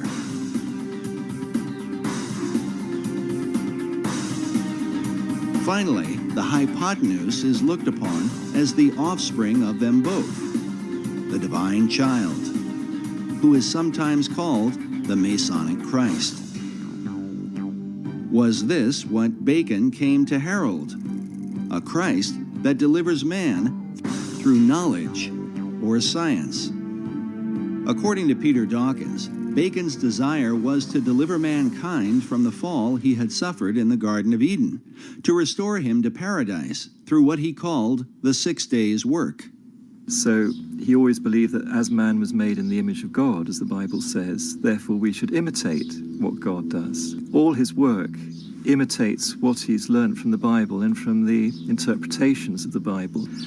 And so the 6 days' work of creation is how to create paradise, because that's in the Bible what's created as a result of the 6 days' work. So he calls his great instauration also the 6 days' work, 6 days' work of creation. And it's all planned out according to what he understood about what those 6 days or stages of creation can mean when interpreted into the human role, what human beings can do. While Bacon based his understanding on the Bible, Dawkins admits that his approach was not through traditional Christian doctrine, but rather a mystical view based in the teachings of Kabbalah. He worked like a Kabbalist. He was a master of the Kabbalah, and particularly the Christian Kabbalah. The Kabbalah goes back through the Hebrews, through Moses, to ancient Egypt, and before that it's said to Enoch, who was the great initiate and king of Atlantis. And it said all the teachings come from Enoch, including this Kabbalah. And Bacon was a great master of Kabbalah. His whole work is based on Kabbalistic principles. While explaining Kabbalah could go on indefinitely, it might be generally called the Jewish version of the ancient mystery religion. In the modern world, Kabbalah has gained popularity among celebrities and is practiced by Barbra Streisand, Mick Jagger, Roseanne Barr, Britney Spears, Jeff Goldblum, Elizabeth Taylor, Paris Hilton, Demi Moore, Winona Ryder, and of course, Madonna, who has become a principal spokesman, much to the objection of some traditional Jews. In short, Kabbalah is designed to lead mankind to perfection, where man becomes a godlike being. It is a system that goes hand in hand with the concept of building paradise on earth. Sir Francis Bacon, the great Kabbalist, believed that the pursuit of science, or knowledge, was the way to achieve this great work. Most schoolboys used to know who Francis Bacon was and what he contributed to our knowledge today, and it was the method of science. Well, his first most public and fundamental effect he had was to form the basis of modern science, which is the experimental method. So he promoted what Socrates had also promoted, which was to not just think in your mind and argue, through arguments and so on, which is an Aristotelian method, but actually go out and look what is there in reality, in nature, and study nature and derive your thoughts and ideas from that and base experiments on that to see if they work. Then if they work and if they're useful and they're proved useful over a length of time, then you might consider you've got perhaps a bit of truth. And then you build on that. Well, up to Bacon's time, most of what one could call science, which was not really properly existing as such, except in the mystery schools, in all university, academia and so on, was just producing arguments after arguments. You see, up until Bacon's day, it was the church that was in control. And in fact, the church was in control up until about the 1800s. So the church was in control, but the church hierarchy wasn't necessarily pure Christian. There was a lot of people that were there because they could handle 3 or 4 languages and they had great intellect, but were they Christians? Real Christians? No, likely they were not. They knew their scripture, of course, but they were operating by the world system, and so the world system corrupted them. This corruption extended to their powers of discernment. While the Bible teaches that men should prove all things, many church academics in the Middle Ages trusted in an unsound method of deductive reasoning based upon a faulty understanding of the Scriptures. And typically it would go this way, to give an example. They would take from the book of Acts where it says, and the gospel was preached to the whole world. That's one statement. Now the common statement that goes with that is, but the disciples and the apostles never went to the whole world. And therefore you could deduce from those 2 statements that, well, there were no people on the other side of the world to preach to. You see, well, obviously were, because the explorers found there were people in Australia and Tasmania. Years later, they found that. So there were other people on the other side of the world. So you see, they got the wrong deduction using that method of deduction. And that's what Francis Bacon pointed out. He said, there's so much nonsense. And so Bacon set out to establish a scientific method, one by which mankind might achieve all knowledge. Through this method, Bacon sought to bring forth a light that would eventually disclose and bring into sight all that is most hidden and secret in the universe. But first, he would have to find a way to overcome the stubborn traditions employed by the academics of his day, who would rather debate than examine. Bacon gives a great example in exasperation when he was at university. He saw that there were professors and students spent 3 or 4 years debating how many teeth a horse has. Nobody went out to actually count them, you know. They just wasted all that time debating how many teeth a horse has. So he saw that as fruitless, wasn't producing anything good or useful, and humanity just was not evolving, and there's so many people in poverty and sickness. So he wanted to relieve that poverty and sickness and get us towards a future paradise, a world paradise, not just for the England, but for the world. So he really started the whole principles of modern science, which is this experimental method. And then he had a formula to start with the basics, the physical world, which is physics, physical laws, and then work upwards towards metaphysics and so on. He couldn't talk too openly when it got to metaphysics because it landed him in trouble with the religions of the time, who were at war with each other. So he had to do that in a more careful way, more veiled way. But write about it he did.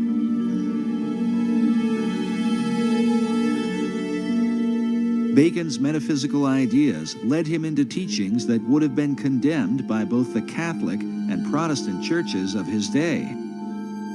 He is said to have made contact with the spirit realm, and that upon hearing a heavenly voice, he was given his life's work.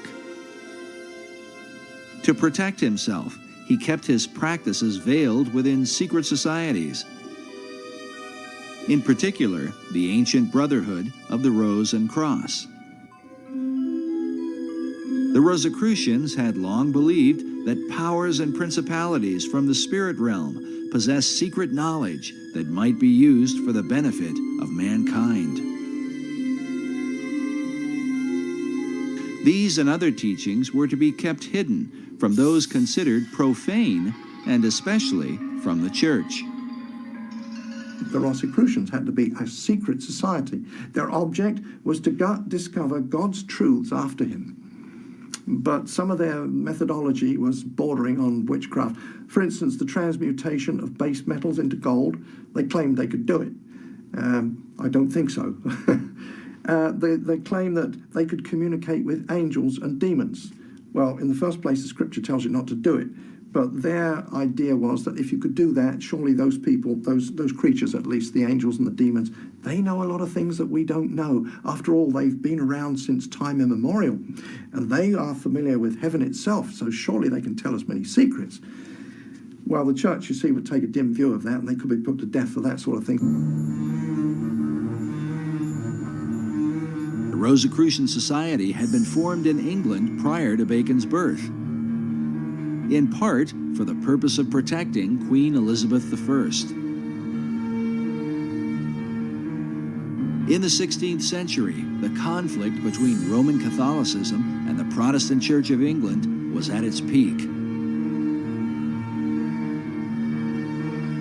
Mary Tudor, the daughter of King Henry VIII, took the throne and earned the title Bloody Mary.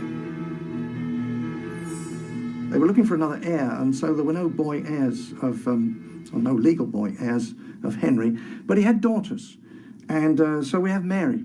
And Mary was now 37, she was one of his daughters, and so she was installed as queen, and that was just after he died, so that would be in 58. And she was a Catholic, a dyed-in-the-wool Catholic, and she had actually married Prince Philip II of Spain. Of course, he was a Catholic too. So the first thing that Mary did was to repeal those laws which permitted the Protestants to practice their religion, repealed them, and then forcefully put to death as many Christians that were of the Protestant faith as she could find. Within the confines of the data that we have, she put to death 300, so there was 300 martyrs there that we know about in the short 6-year reign that she had. No one was safe from Mary's wrath against the so-called Protestant heretics, not even her own sister. Elizabeth Tudor was also the daughter of King Henry VIII, with his second wife, Anne Boleyn, whom Henry had married after divorcing Catherine of Aragon, the mother of Queen Mary. When she was installed as queen, she put her sister Elizabeth I in jail because she was suspected of being a Protestant, so she went to the Tower of London. While imprisoned in the Tower, Elizabeth formed a friendship with a mysterious member of the court, a mathematician and mystic named Dr. John Dee.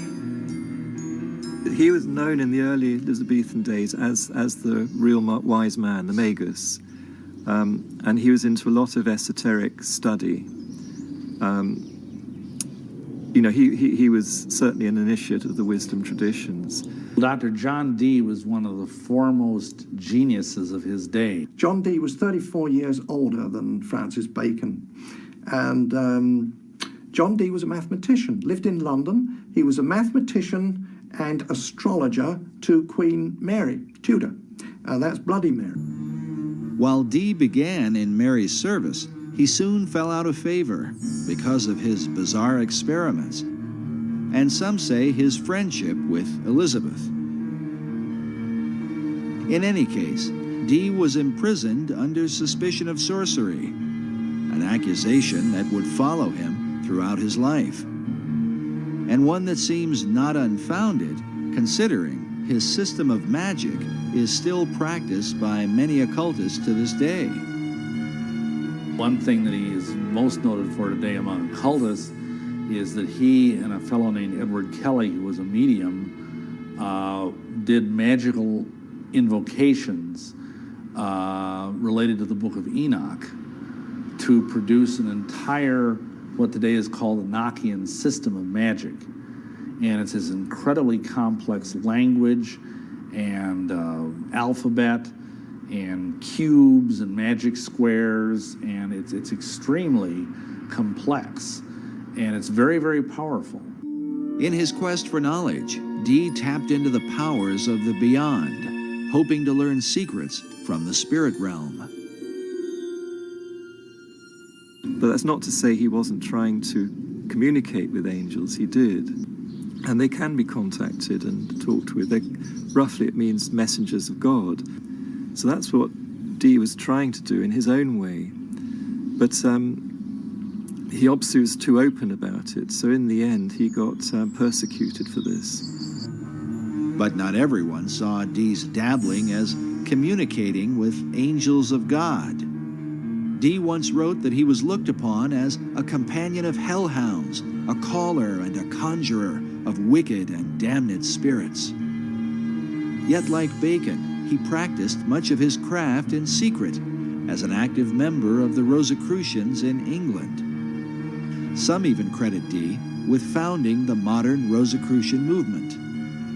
As such, communing with angelic beings that provide scientific knowledge was a familiar practice. Now, there was a pretty very brief and shady dividing line between what they called scientific knowledge and what we might call outright witchcraft today. It was the demarcation there was very shadowy. This shadowy line was one that Dee crossed many times. Yet for a while, he flourished under the reign of Queen Elizabeth. During this era, some believe that he was a kind of mentor to Sir Francis Bacon. Well, we know from Dee's diary that Bacon made one visit, at least, to Dr. John Dee's home at Mortlake. And when these visits were recorded, Dee was, meaning people had come to talk with Dee and discuss esoteric matters with him and to use his library and so on like that. So we know that's a historical record we have. Otherwise, it's circumstantial evidence. Bacon clearly knew Dr. John Dee because he was an important person in Queen Elizabeth's court, and Francis Bacon was a courtier. Perhaps the reason for the lack of records in Bacon's relationship with John Dee is that their work was done behind the veil of secret societies. There's always been these secret societies trying to promote learning and raise the level of people's thought and culture to a kinder level and higher level. But mostly they've worked in secret because the church, most of the different churches have been so, well, not very kind. The problem we're dealing with here is that Europeans discovered an awful lot of information, and very important, good, solid information of sciences that had been, developed richly elsewhere and that were brought into Europe and were so threatening to Christianity that they had to be suppressed. We know what happened to Galileo, and we know what happened to endless numbers of Giordano Bruno and so many others in science. They had to go underground. So the process of forcing knowledge and wisdom underground created a lot of coding and a lot of buzzwords and a lot of secret gestures and terms that still aren't understood to this day. So Dee is amongst that group. While men such as Galileo were persecuted for representing scientific knowledge, the secret societies of the Elizabethan era were in danger not for the knowledge they possessed, but how they obtained it through occult practices of summoning spirits and conjuring demons. They were, nevertheless, determined to continue for the cause of science and learning. Dr. John Dee led the way in this arena. His method became known as angel magic because of his contact with spirits that Dee believed were sometimes good and sometimes evil. At one point, Dee's angels compelled him to visit the Holy Roman Emperor, Rudolph II, and tell him that he was wicked and that if he did not repent, God would throw him down. Incredibly, Dee obeyed the angels, visited the emperor, and established a friendship that would help to protect him from persecution later on. In his experiments, Dee worked with a medium named Edward Kelly. Kelly was the one who often made contact with the spirits Dee communed with. In a diary entry of June 8, 1584, Dee records a startling account. He claims that Kelly was greatly troubled when the angels tried to persuade him that Jesus was not God, and that no prayers ought to be made to him. They further claimed that sin did not really exist, and that man's soul simply moves from one body to another, in what sounds like reincarnation. Upon hearing this, Kelly was apparently distraught and believed they had contacted evil spirits. Nevertheless, the angels provided Dr. Dee with gifts of knowledge.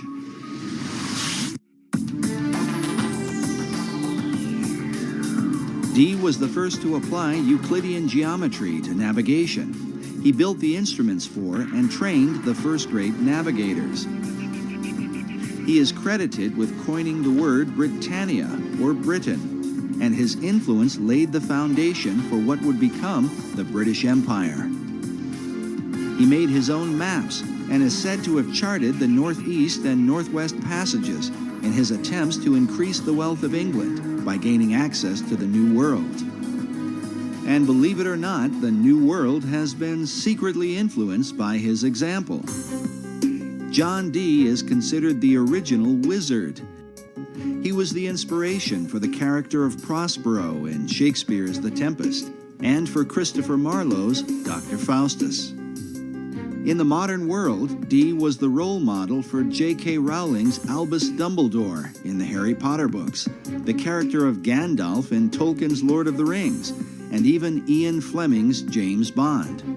Few people know that John Dee was the original Agent 007 in Her Majesty's Secret Service. Ian Fleming got the idea for his designation 007 for James Bond from the fact that that was how John Dee would sign his correspondence when he was overseas working as a spy for Queen Elizabeth. He would always sign his name 007.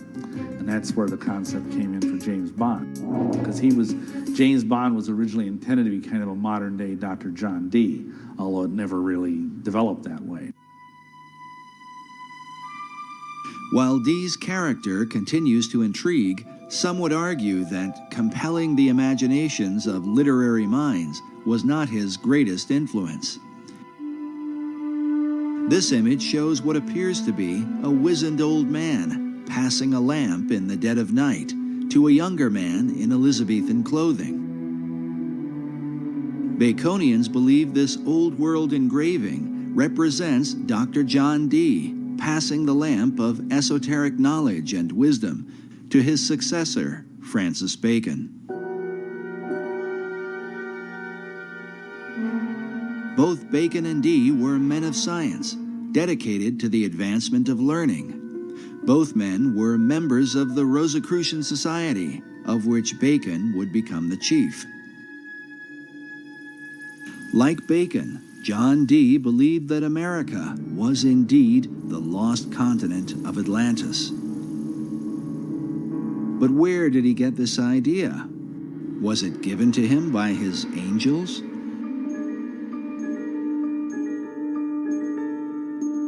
And did he pass this concept on to Francis Bacon? We can only speculate. But when Queen Elizabeth took the throne, the dream of colonizing this new Atlantis would come closer to being a reality. When Bloody Mary, as she was called, this was Mary Tudor, who had been now on the throne and persecuting the Christians, and she died, perhaps ironically, with a false pregnancy. And so when she died in 1558, then after that, Elizabeth I came in as queen. And so there were questions of what day should be chosen for Elizabeth's coronation. The coronation of a new ruler was an important event, the timing of which, it was believed, could determine the success or failure of a monarch's reign. To ensure her good fortune, Elizabeth called upon her old friend, Dr. John Dee.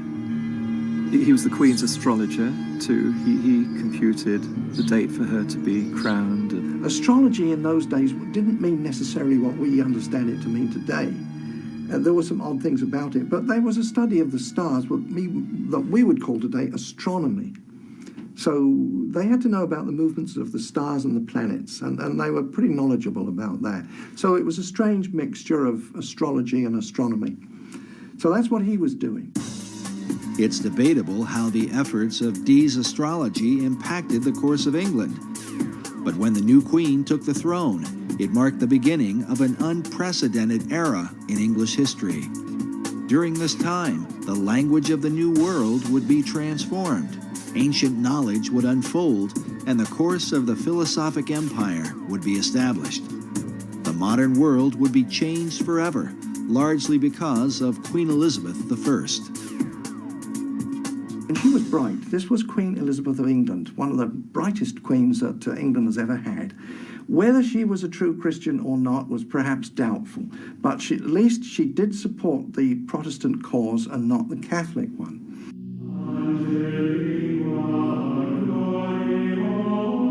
The Queen's Protestant faith made her immediate enemies in Rome.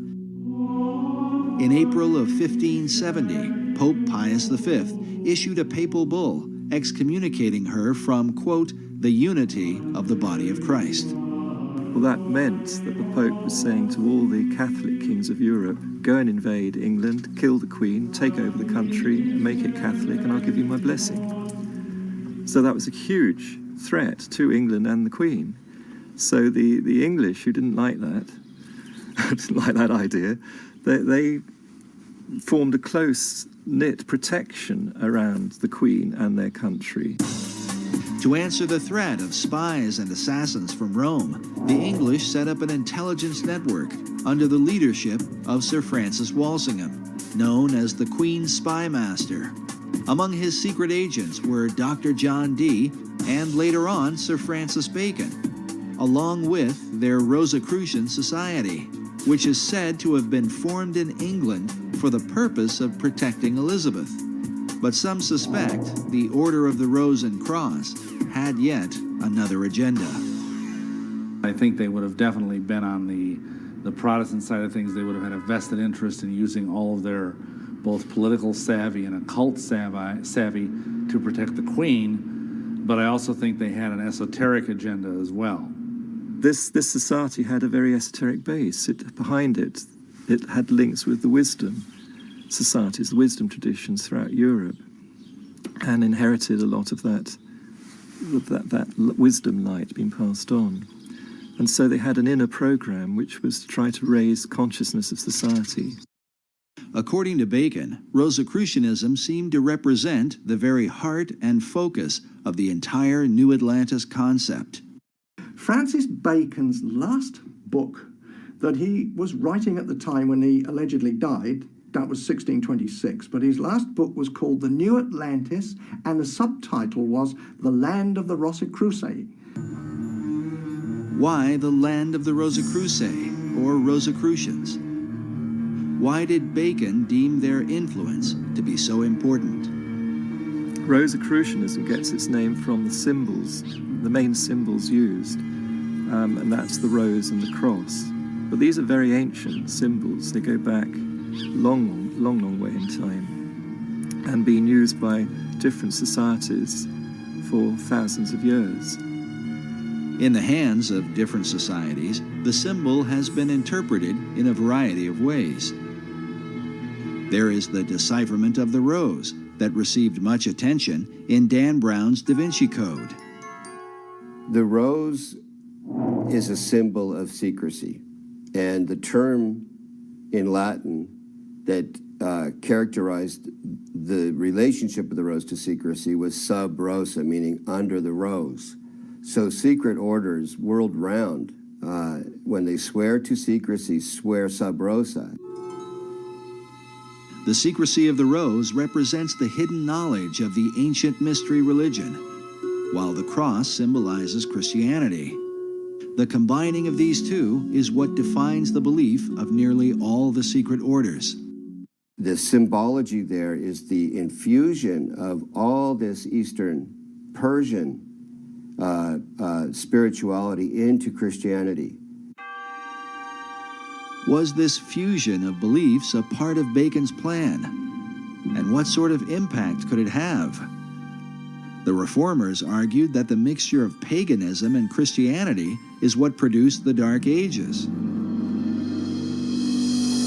Would Bacon's program of the Rose and Cross be a blessing or a curse? And how would this whole thing be carried out?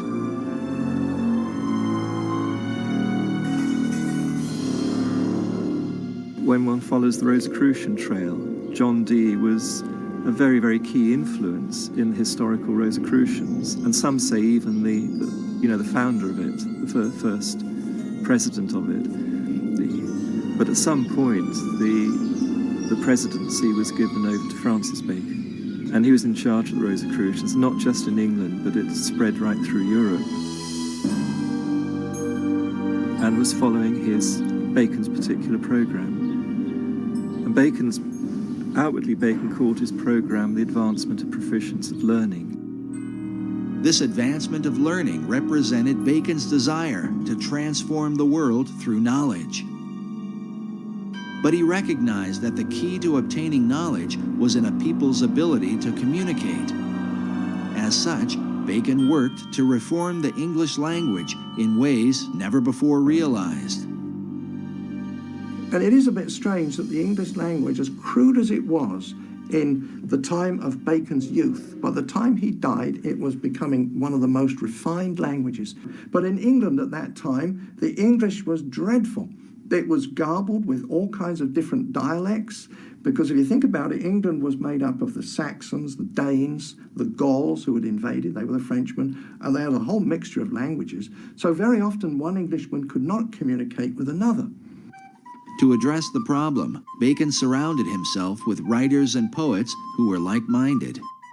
All these people, these kind of intellectual people, they all read and wrote in Latin, but they said, look, we need an English language. We're going to be a great country. So they needed a language and literature. So how to develop that skill. And that's what, I think that's principally what Bacon did.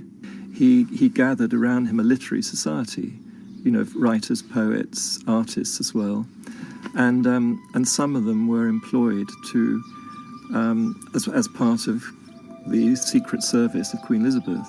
And they had communications with people all over Europe, in all the different countries of Europe. And from their letters, they derived the roots of new English words, which they invented and put out. These new words were put out through a variety of literary works, books and poems and plays of the theater. Bacon's circle of writers and poets were largely responsible for the explosion of English literature during the Elizabethan era. They included such notable authors as Ben Jonson, Christopher Marlowe, Sir Walter Raleigh, and Edmund Spenser, to name a few. In addition, Bacon was dedicated to bringing the sacred knowledge of the ancient world to English-speaking people, knowledge otherwise kept hidden by the barriers of language. When he died, and subsequent to that, they've culled together at least 2,000 books. Not books that he wrote, because obviously one man couldn't write that number, but he had what he called a scriptorium.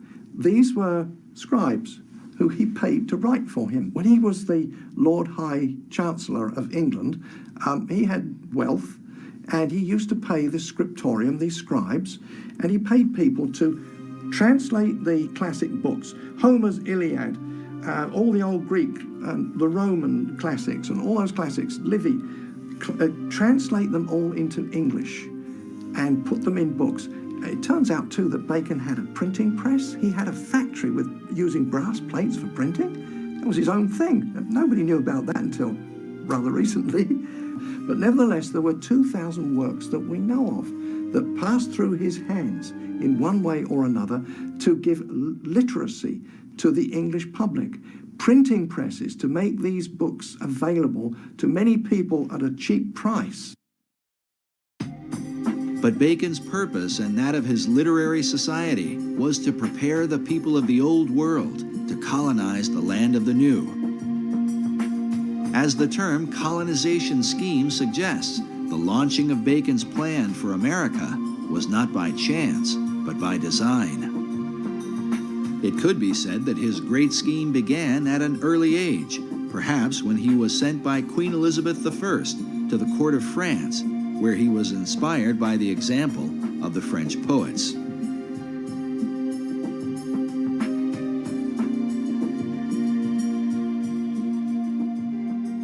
Another major influence, he obviously was inspired in France by the French Pleiades, the group of French poets who were deliberately trying to make the French language into a really good language particularly for poetry and writings and so on of that sort. And Bacon spent several years at the French court, came back very inspired and wanted to do the same thing for the English language.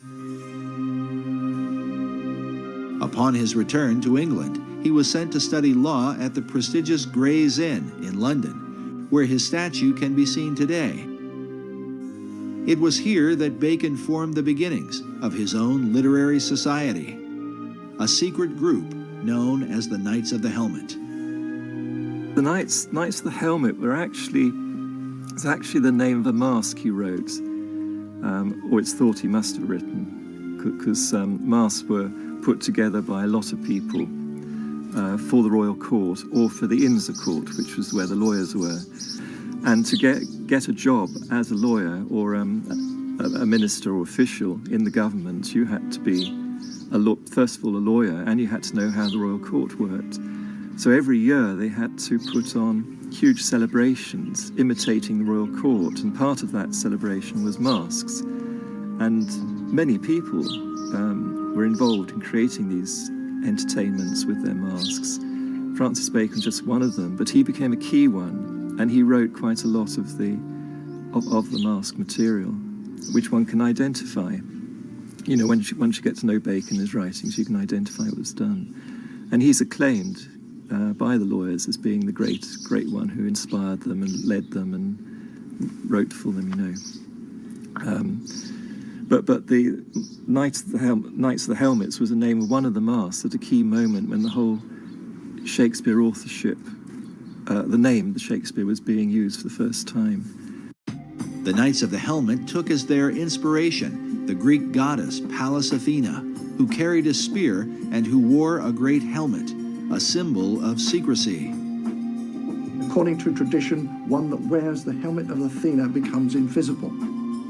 And they had to swear allegiance to it. Not only that, Athena, the goddess Athena, carried a spear that she shook in the eyes of ignorance. And she was one of the greatest goddesses among the Greeks, ruling through intellect and man's wisdom. Even as Dr. John Dee had been inspired by angelic beings, some researchers believe that a spiritual encounter with Pallas Athena gave Bacon the inspiration for his life's work. Well, in some of those cipher writings that he had written, he writes there how this, he heard an heavenly voice. The voice he heard inspired him towards secrecy and to imitate the work of God. The divine majesty takes delight to hide his work, according to the innocent play of children. Surely for thee to follow the example of the Most High God cannot be censored. Therefore put away popular applause, and after the manner of Solomon the king, compose a history of thy time, and fold it into enigmatical writings and cunning mixtures of the theatre. That was his mission in life. And for the rest of Bacon's life, he was dedicated to that one purpose. Baconian scholars believe that Bacon's revelation led him to develop a series of theatrical works that would teach the English people and transform them into a nation that could one day dominate the world and resurrect the Atlantean dream.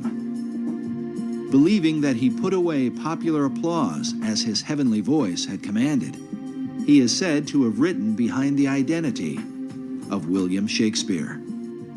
Shakespeare is a synonym for Apollo and Pallas Athena. They're both known as shakers of the spear in classical tradition. And the spear represents a ray of light, a ray of wisdom. And they shake that spear at the dragon of ignorance. Exactly what Ben Jonson says in his preface to the Shakespeare Folio, to shake a lance at the dragon of ignorance. And this is the role of an Apollo or Pallas Athena.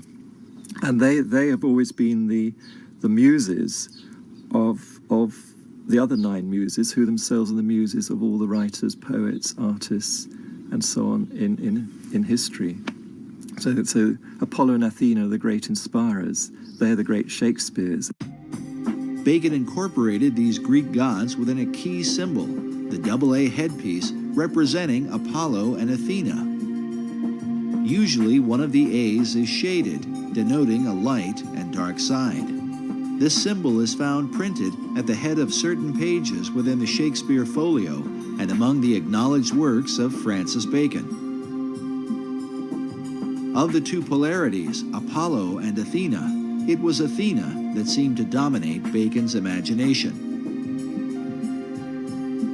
Pallas Athena was, she shook her spear at the eyes of ignorance. So she was the spear shaker.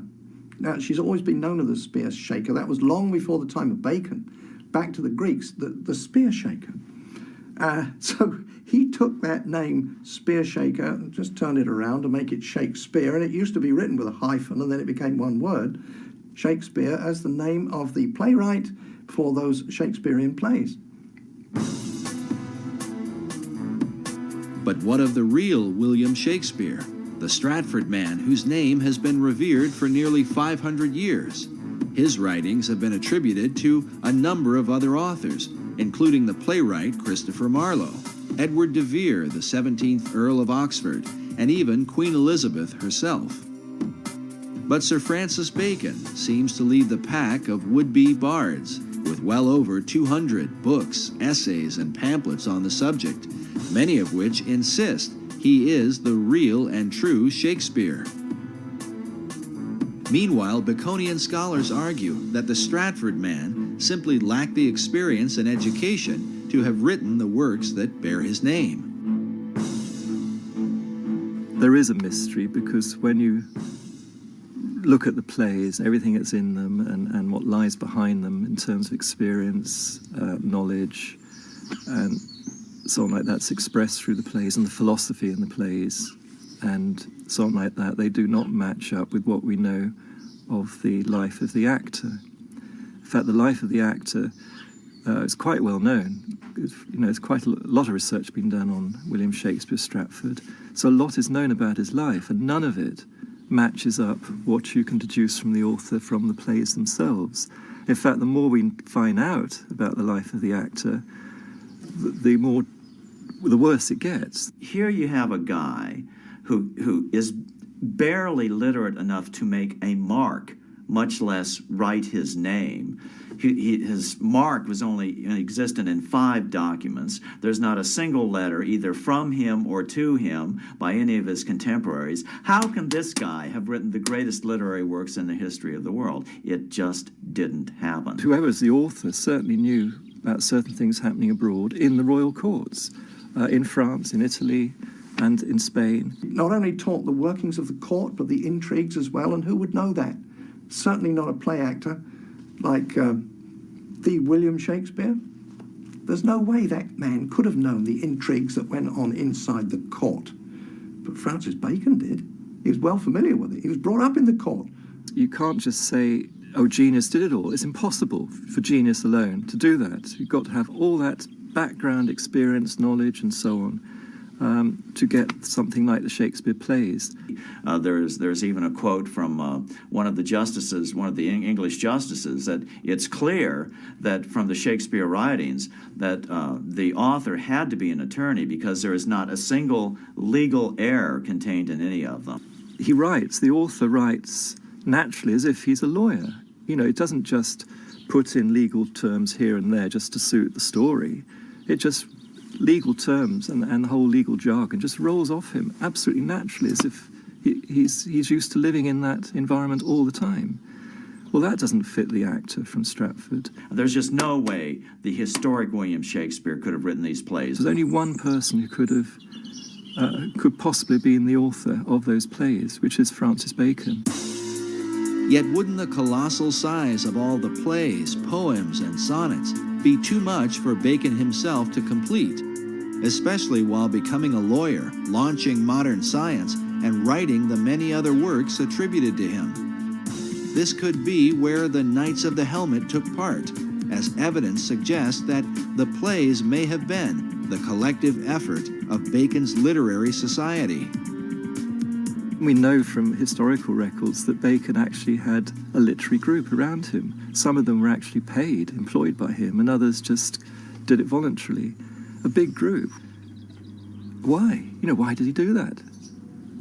You don't employ a lot of people or writers, poets, artists, and as well as cipher experts and so on. You don't employ them for nothing. So what did they do? And then you get the answer, the Shakespeare plays, because scholars have found out there's been other contributions in the plays from other poets and so on, and all put a little bit in here and there. And then you find that they were either associated with or employed by Bacon in that group. They're all part of this one group. So then the picture emerges of a typical Renaissance studio, but instead of being an artist, a painter with his studio of pupils, you've got a writer with his studio of pupils working with him. They each contribute a little bit to the picture or the story, but the main artist or author is Francis Bacon himself.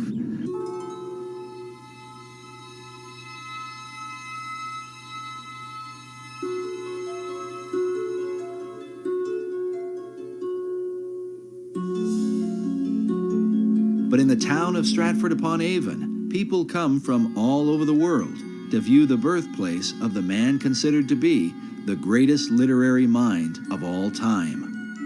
In Stratford, they hold a strong view against the suggestion that Shakespeare was anyone but himself.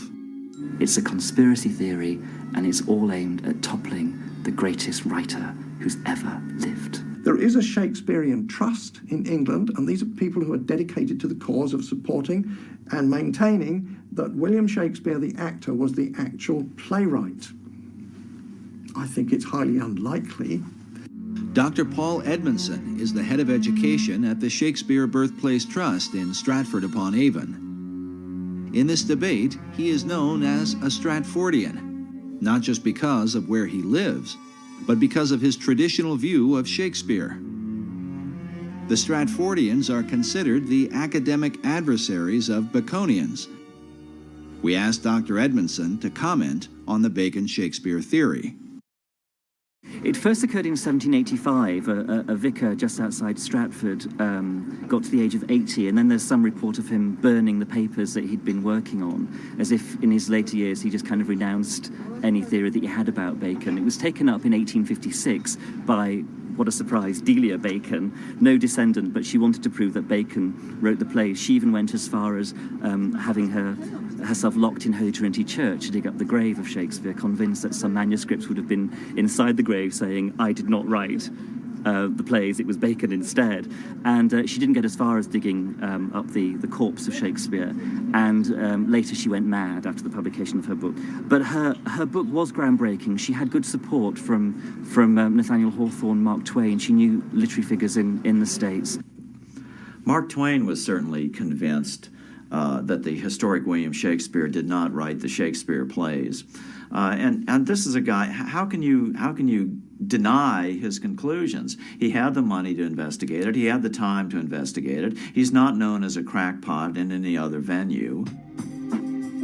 In 1909, Twain took up the Bacon-Shakespeare controversy with his own book titled Is Shakespeare Dead?, in which he questions the reputation of the Stratford actor in his lifetime. He's saying that in Shakespeare's own life, no one regarded him as being important or famous or a brilliant playwright or anything like that. It was only 2 or 3 generations after his death that suddenly the historic William Shakespeare became a big deal. So however, the plays enjoyed immediate success and immediate prominence. So how do you explain that?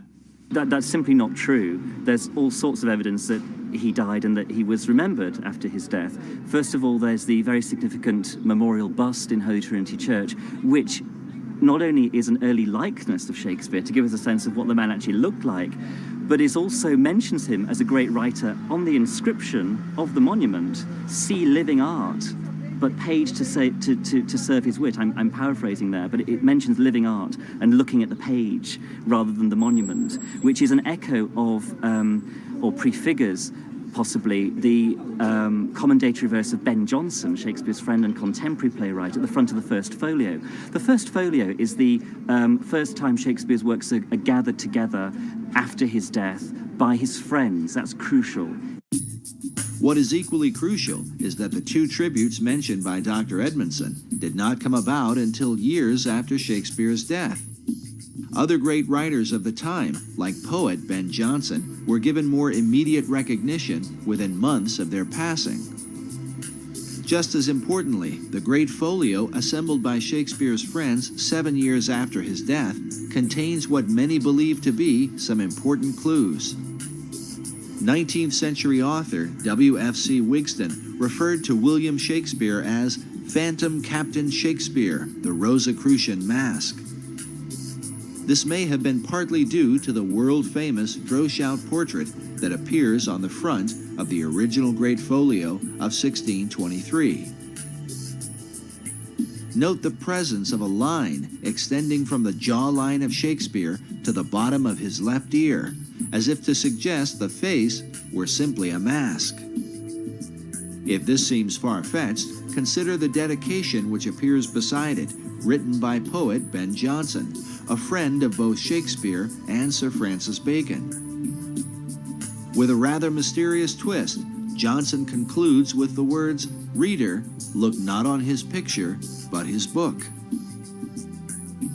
Why would Ben Jonson point the reader away from the face of Shakespeare and compel men to look upon the book instead? A dedication that seems to parallel the monument at Holy Trinity Church. On the inscription of the monument, "See living art," but paid to serve his wit. I'm paraphrasing there, but it mentions living art and looking at the page rather than the monument. Are these allusions made by the men who knew the real William Shakespeare, that he was simply a mask or front man for Francis Bacon? Bacon paid him off to go and keep his mouth shut. The monument at Holy Trinity Church refers to the page that serves Shakespeare's wit. But when one looks upon the page beneath his hand, it turns out to be blank. Some Baconians believe this is a secret code, alerting the reader that the Stratford man himself wrote nothing.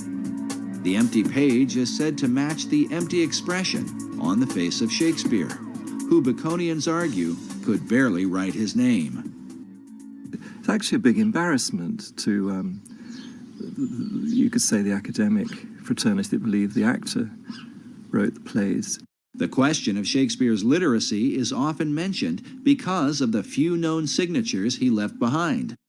As one writer puts it, the scrawling, uncertain method of their execution stamps Shakespeare as unfamiliar with the use of a pen. Perhaps a modern equivalent of this is to say, you know, how good is your signature on your credit card? How good is your signature when you sign your name in a shop or on a bank transaction or whatever? There are several signatures which survive of Shakespeare. How good would you like them to be? While Baconians argue that Shakespeare lacked experience, Edmondson points out that, as the son of a glove maker, he was uniquely qualified. There's lots of references to different kinds of leather. For example, Feste's line in Act 3, Scene 1 of Twelfth Night about someone's wit being like a cheverel glove. Cheverel, as the son of a glove maker, Shakespeare would have known, is a kind of kid skin which stretches and stretches and stretches when you're making the gloves. It's a very soft, supple material to work with. And he have it immersed in the wordplay of one of Shakespeare's clowns. Francis Bacon knew nothing about different kinds of leather, I would suggest.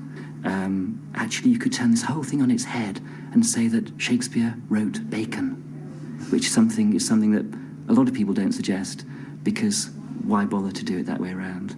One of the problems is the Shakespearean trust is that while these objections come up to William Shakespeare being the author of the plays, they refuse to investigate the contrary evidence which has been put forward to them. They refuse to look into it. They refuse to look into the cipher codes that Bacon incorporated in the first folios, for instance. Bacon uses this cipher in the Shakespeare work and his own, and in the work under his own name. But he also, in doing that, signs his name and the name of the Rosicrucian fraternity. This code system of writing he used all his entire life. The examination of the cipher codes in Shakespeare's plays have filled hundreds of books and essays over the last few centuries.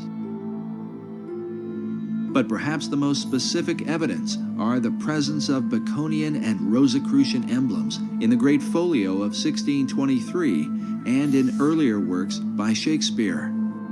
Bacon's light A and dark A symbol appears, representing the two Shakespeares, Apollo and Athena. Meanwhile, this Rosicrucian emblem, featuring the god Pan, is found prominently throughout the work. Other mystical headpieces with Rosicrucian symbolism are found both in the Shakespeare Folio of 1623 and in works openly published by Sir Francis Bacon. The varied symbols and ciphers clearly mark the presence of Bacon and his Rosicrucian fraternity, while to what extent they were involved in the writing of the plays remains a matter of debate. But perhaps the most compelling evidence is that the works of Shakespeare helped to accomplish exactly what Bacon and his Knights of the Helmet set out to achieve. While the numbers vary, the plays are said to have developed some 20,000 words for the English language, with some words being created, older words being revived, and current words being used in new ways. Could the actor from Stratford, with a limited education, have accomplished this coincidentally? The Shakespeare controversy was illustrated quite clearly by Masonic author Manly P. Hall in his book, The Secret Teachings of All Ages, where he reveals the veiled purpose behind the writing of the plays. He says, Sir Francis Bacon, the Rosicrucian initiate, wrote into the Shakespearean plays the secret teachings of the fraternity of the Rose and Cross and the true rituals of the Masonic order. The Bacon-Shakespeare controversy involves the most profound aspects of science, religion, and ethics. He who solves its mystery may yet find therein the key to the supposedly lost wisdom of antiquity. The lost wisdom that Hall refers to is said to have begun in ancient Atlantis.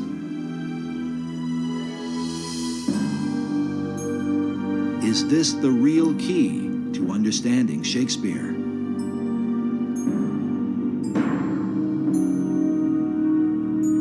Incredibly, it may be said that the plays themselves represent the whole confusion of America's foundation.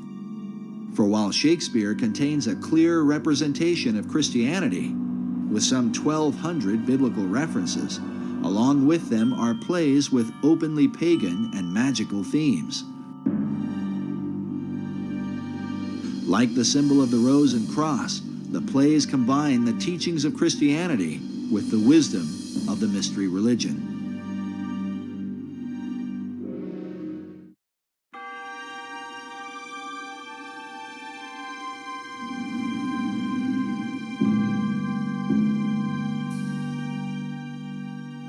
The purpose in blending religions in this way might have been to avoid the wars and conflicts that have afflicted men over the centuries. Bacon, who saw religious persecution in his own day, may have inherited this view from an earlier Masonic influence, the Knights Templar.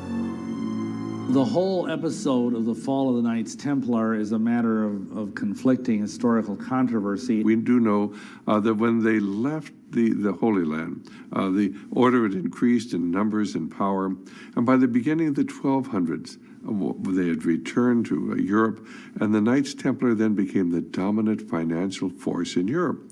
The Templars were the people that loaned the money. Well, of course, the popes and people to whom the money was, they owned the money, they could get rid of their debt by getting rid of the Templars, and they did.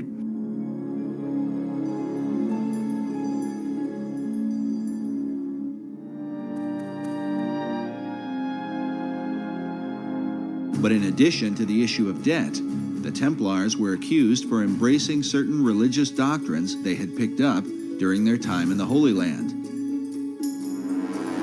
It is said they began to combine the teachings of Christianity with the influence of Islam and Judaism, as well as spin-off cults known as the Yazidi and the Hashashin. What people did not understand is they had adopted the teachings of the ancient esoteric religions. And they were decreed by the Pope in 1308 in Europe and 1309 in England that the Templars should be disbanded, if not hunted down and killed. Many Templars were tortured under the Inquisition and even burned at the stake for heresy. But some of them escaped. And a lot of them, I think, went underground, because by no means did the dragnet, if you will, capture all of them. A lot of them fled to Scotland. They had to go into hiding. And one of the places they found to hide was the Masonic Lodge. There's no question but that the Knights Templar are the real fulcrum of the latter development of Freemasonry. And that's not saying that Freemasonry did not pre-exist the Knights Templar. It did, as the builders, as guilds of builders throughout Europe. It is from the influence of the Knights Templar that many believe Masonry began to develop its modern philosophy. A philosophy literally carved in stone and found in one of the most intriguing monuments of the Western world. Just outside of Edinburgh, Scotland, is the Rosslyn Chapel, a place that may well provide a door to understanding Masonry, the Knights Templar, and the ancient plan for America. It very conclusively demonstrates a profound relationship between Scotland and the Templars and the Freemasons, which is not really any big revelation. But of course, the whole idea is that the three things go together. The chapel was built in the 15th century by William Sinclair. The tomb of his ancestor of the same name, and who died a century earlier, is found within. His name, as it appears, William Sinclair, Knight Templar, is believed to be a link between the Templars and the Scottish Masons who built this mysterious chapel. The chapel the foundation stone was laid in 1446, and it was finished about 1492. So it took 50 odd years to build. And the interesting fact is that William Sinclair, the builder, was 50 when the job started, and he died when it stopped. So this man was uniquely old, because in medieval times you wouldn't expect to live perhaps more than 35 years or so. But William Sinclair was into his 90s, so he was a remarkable character all the way around. Everything about him was remarkable, including the legacy he's left us.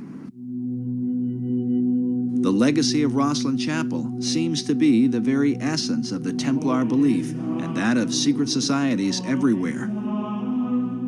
The removal of all boundaries concerning world religion.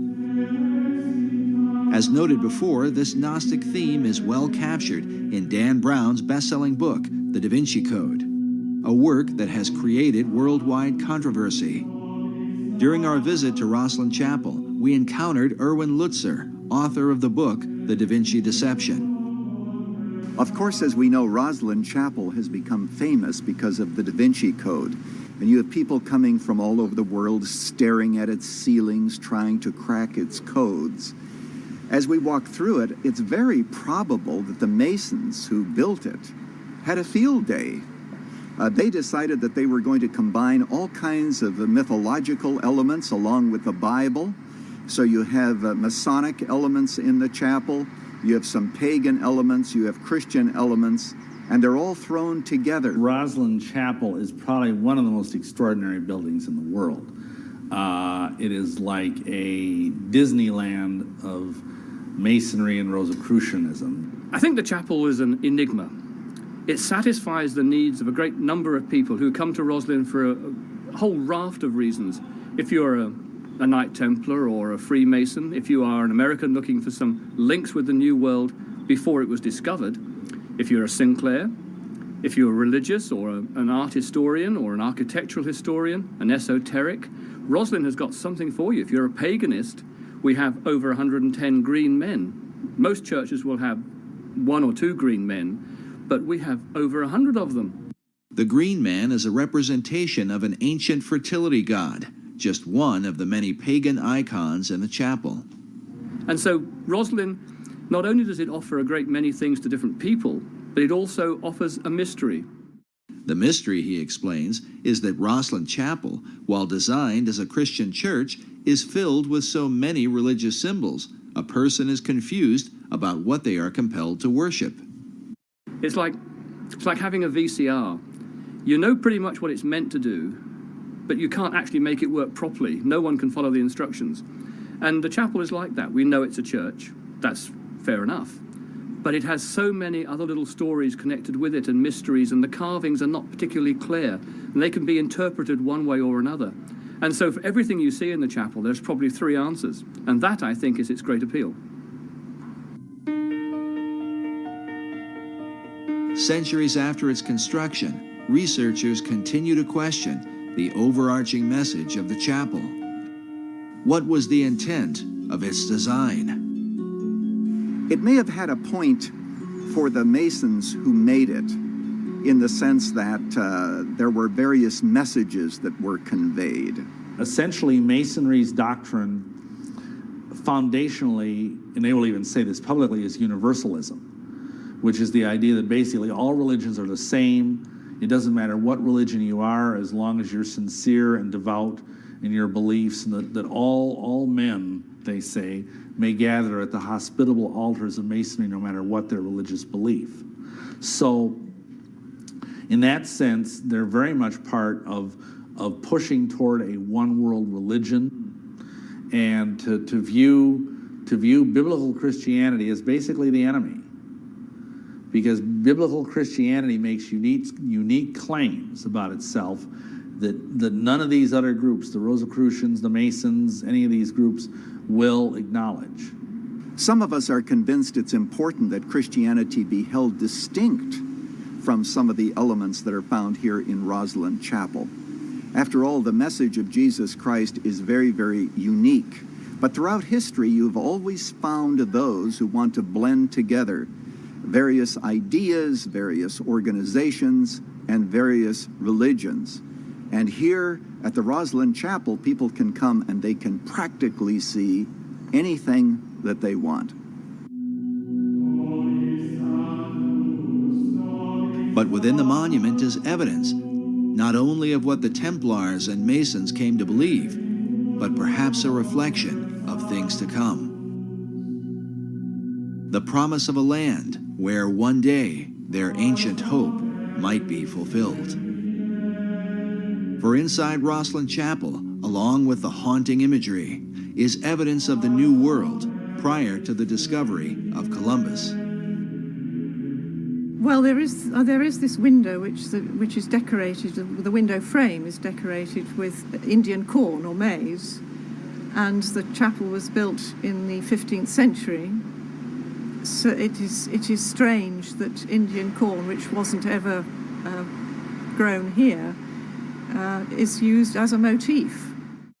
The chapel was finished around 1492, the same year Columbus is thought to have come to America. This would mean the carvings would have been completed beforehand. But how did the Masons who built this chapel have knowledge of Indian corn, a crop not grown in Europe and indigenous to the New World? Who knows? There are lots of mysteries about this chapel. Another mystery is the presence of Aloha cactus plants, also indigenous to America, and like the Indian corn, carved along the arches of the chapel. But even with these, academics have been skeptical. Yet a third carving, a trefoil plant or type of clover, is said by Rosslyn Chapel director Stuart Beattie to have convinced one skeptic in particular. The trefoil plant is quite interesting. Rosslyn Chapel does have carvings of plants that we believe came from the New World before Columbus discovered America. We've had these plants investigated, and a botanist from the university had a good look at them, and he wasn't particularly convinced, as academics need to be. He wasn't 100% sure that these plants were in fact Aloha cactus and sweet corn. And I think his logic was that the people who went to the New World and recorded these images on parchment brought those images back. They would have been translated to wood and then subsequently translated to stone. And it's that process which removes them from the original 2 or 3 times, which means that there are discrepancies that can build in. And so, being an academic, he was uncomfortable with these images. And when looking around the chapel, he suddenly, his eyes lit up, and he came and got me, and he said, whilst I was fairly unsure about the sweet corn and aloe cactus as being honestly genuine, I have found a trefoil plant on what would have been the outside of the chapel at the time, but is now the baptistry, that would only have been found in the New World.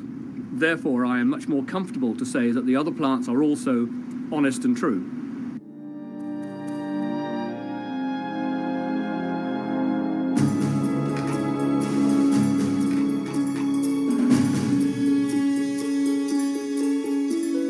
When the Templars were arrested in Europe, many of them are said to have escaped with a great fleet of ships that were never to be found.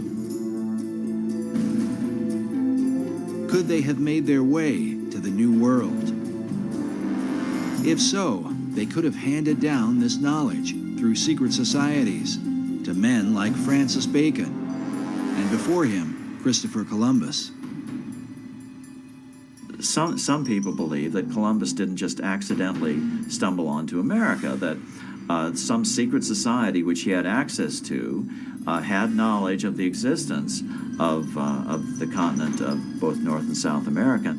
Was Christopher Columbus a member of a secret order?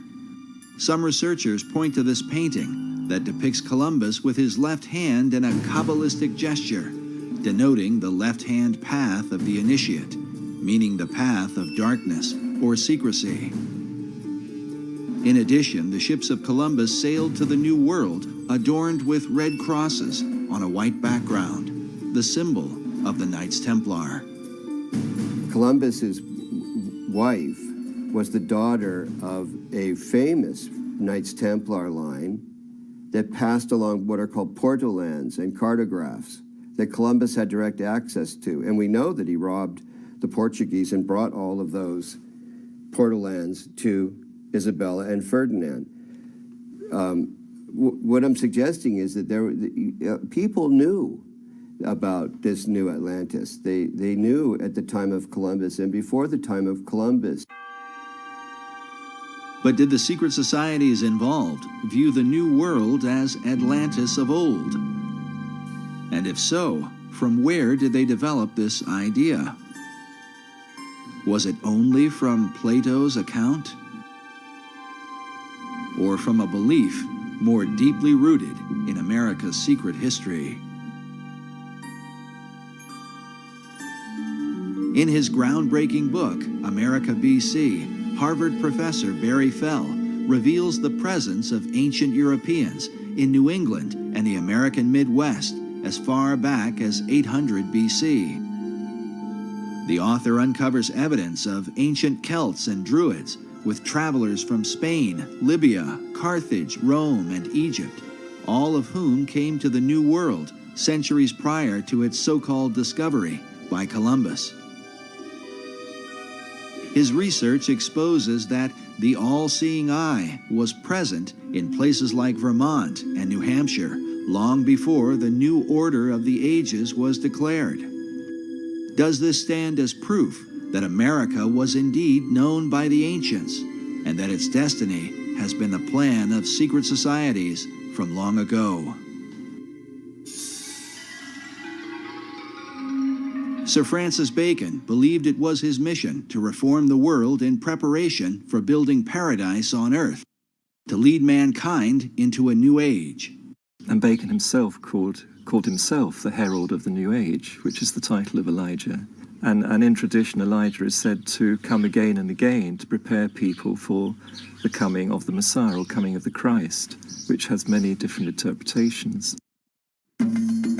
As shown before, the Masonic Christ is perceived as the hypotenuse in the 47th proposition of Euclid. This rare Pythagorean symbol is found among the Masonic regalia of the 4th Earl of Rosslyn, whose family owns the Rosslyn Chapel. Oddly enough, this same emblem forms the heart of the design for Washington, D.C., known as the L'Enfant Triangle. Masonic author David Oveson claims that the entire city of Washington is based around this Pythagorean theorem. If so, America's capital might stand as the ultimate dedication to Bacon's great plan, a city designed symbolically to represent the Masonic Christ that Bacon came to herald.